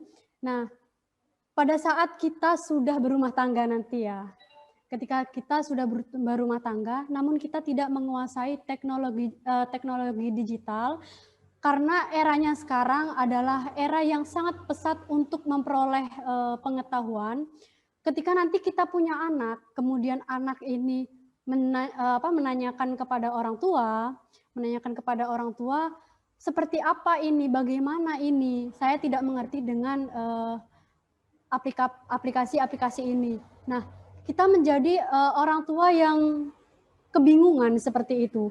Jadi untuk konsekuensi jangka panjangnya ini lebih difikirkan seperti itu. Dan alhamdulillahnya banyak sekali orang tua di Indonesia ini yang memiliki potensi-potensi atau yang mengikuti arus modernisasi dengan dunia digital. Jadi untuk anak mereka sendiri bisa dipahami, bisa diberitahu, atau bisa memberikan ilmu yang mereka tidak tahu gitu. Akan tetapi sama dengan yang dikatakan Dr. Fiska tadi, bahwa ada hal-hal yang perlu dikontrol oleh orang tua, seperti itu Kak. Oke, jadi terima kasih banyak sudah bersedia untuk menjawab. Semoga tadi Kak Muhammad Sultan sudah cukup terjawab ya pertanyaannya untuk Kak Alfiah Nur Rohmah di siang hari ini. Terima kasih banyak. Oke, karena pertanyaannya sudah habis ya, terima kasih banyak karena keterbatasan waktu juga. Jadi saya akan langsung saja untuk mereview singkat kira-kira apa aja sih yang tadi diobrolin oleh keempat narasumber kita. Nah, untuk yang pertama tadi ada Dr. Fiska Suratmono ya, yang cerita tentang peran orang tua dalam memberikan ajaran tentang keamanan internet untuk anak-anak. Nah, beliau cerita juga tentang orang tua tuh sekarang harus keep up sama perkembangan zaman. Kenapa? Tujuannya adalah biar kita bisa protect anak-anak kita. Jadi kita tidak yang ya udah deh kamu main aja gitu, tapi kita tetap masih ada kontrol terhadap apa yang bisa diakses dan tidak bisa diakses oleh anak-anak kita di internet khususnya ya. Lalu Kak Syarifuddin juga cerita tentang sopan dan beradab di media sosial. Ini lebih tentang etika, perhatikan kata-kata atau hal-hal yang kita upload di sosial media. Lalu berikutnya ada Kak Alfiah Nur Rohmah Esos yang cerita tentang literasi digital sebagai sarana meningkatkan pengetahuan akan warisan budaya. Nah, di sini tadi Kak Alfiah cerita tentang bahwa di zaman yang serba maju dan modern kayak sekarang ini, jangan sampai lupa sama akar dan juga budaya bangsa seperti itu ya. Jadi tetap lanjutkan, jangan sampai kita sebagai generasi penerus atau generasi muda malah tidak meneruskan akar-akar budaya kita, tapi malah kita tergerus ke budayanya negara lain. Lalu berikutnya Kak Satria Kurniawan SPD tadi cerita tentang keterampilan digital di era pandemi, yuk tambah produktif di era digital. Nah, untuk menjadi produktif ada beberapa hal yang harus kita lakukan. Pertama, kalau kita punya ide, segera langsung, jangan pakai berlama-lama, jadikan itu sebagai suatu aksi nyata. Pelajari ilmu dan juga skill-skill baru, dan pastinya kita harus bikin konten-konten yang positif dan jangan lupa untuk selalu membuka diri terhadap perubahan-perubahan yang terjadi di sekitar kita. Wah, luar biasa sekali, tepuk tangan dulu dong untuk narasumber kita hari ini. Terima kasih banyak sudah memberikan ilmu, pengalaman dan juga sharing-sharing kepada teman-teman di Kutai Kartanegara, Kalimantan Timur ya. Sungguh ilmu yang sangat berguna dan terima kasih juga sudah bersedia untuk menjawab pertanyaan-pertanyaan dari peserta hari ini. Nah, hari ini kita akan foto terlebih dahulu. Nanti setelah berfoto bersama, silakan dinyalakan terlebih dahulu kameranya ya. Setelah foto bersama, kita akan mengumumkan siapakah calon-calon pemenang yang akan mendapatkan total hadiah senilai 1 juta rupiah untuk 10 orang yang beruntung. Sekali lagi saya ingatkan bahwa calon pemenang ini nanti masih harus diverifikasi terlebih dahulu oleh sistem kami. Apabila sebelumnya sudah pernah menang, ya mohon maaf bahwa kalian tidak bisa menang lagi, dan ini adalah suatu keputusan yang tidak dapat diganggu gugat. Oke, silakan dinyalakan kameranya. Yuk kita foto bersama. Habis itu udah selesai acaranya. Yuk dinyalakan dulu yuk. Wow, halo, selamat siang semuanya. Habis ini kita makan siang ya.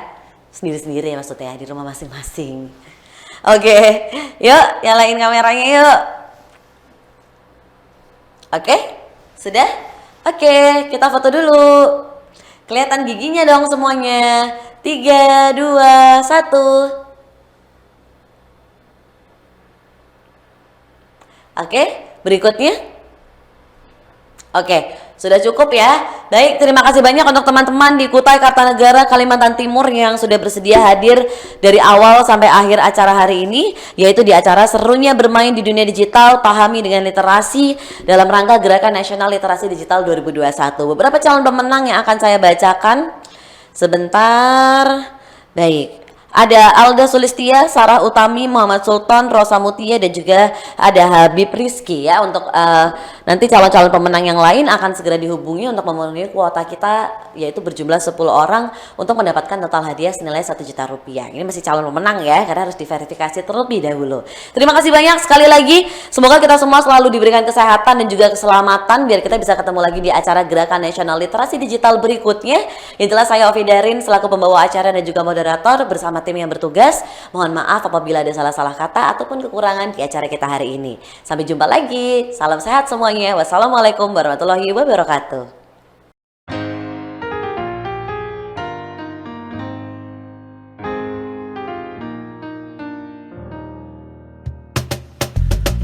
Tolong aku melolong, baca sosmed bikin aku bengong. Banyak berita isinya bohong, bikin orang jadi saling menggonggong. Seperti ada niat sebar kebencian, tanpa peduli akan ada kerugian. Seperti dapat munculnya permusuhan karena tertipu jadi curigaan. Gue pernah baca hoax di sosmed, yang jadi merugikan tukang trompet. Katanya trompet bisa bikin kanker, trompet sih cuma bisa bikin bibir doer. Sylvester Stallone dibilang mati, Brad Pitt juga dibilang mati, Mr. Bean, Jackie Chan juga dibilang mati. Seneng banget doain orang mati. Harusnya ada etikanya bermain sosial media. Tak bisa asal mengirim tanpa dipikirin, bisa fatal akibatnya.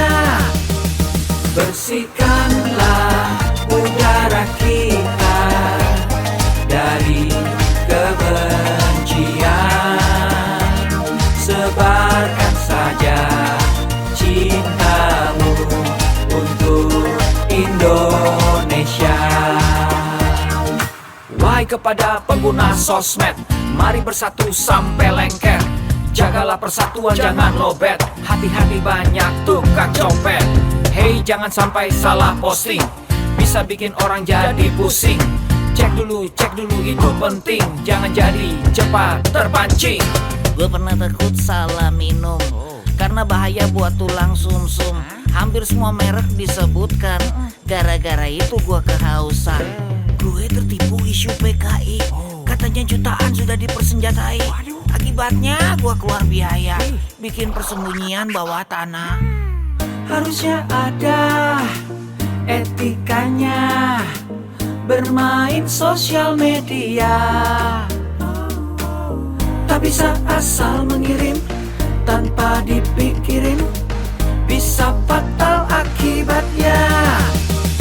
Bersihkanlah udara kita dari kebencian, sebarkan saja cintamu untuk Indonesia. Bersihkanlah udara kita dari kebencian, sebarkan saja cintamu untuk Indonesia. Bersihkanlah udara kita dari kebencian, sebarkan saja cintamu untuk Indonesia.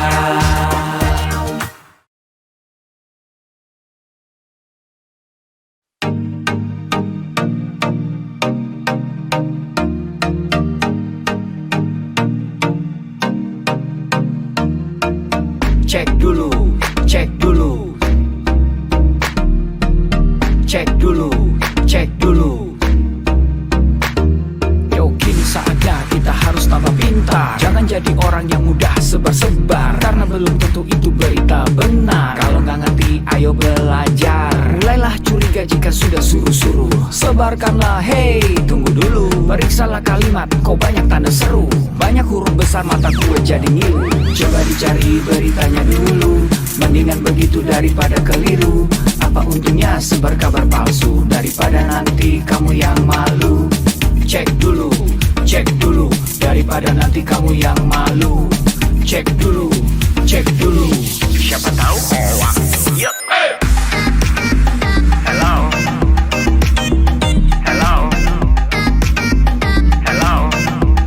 Siapa tahu hoax. Yup. Hello.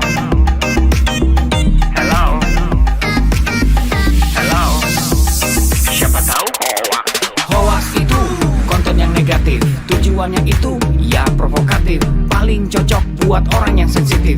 Kalau ke gue ya gak efektif, tapi semua suka yang positif. Misalnya video yang inspiratif, meme yang lucu, itu juga sih positif, kreatif, dan produktif.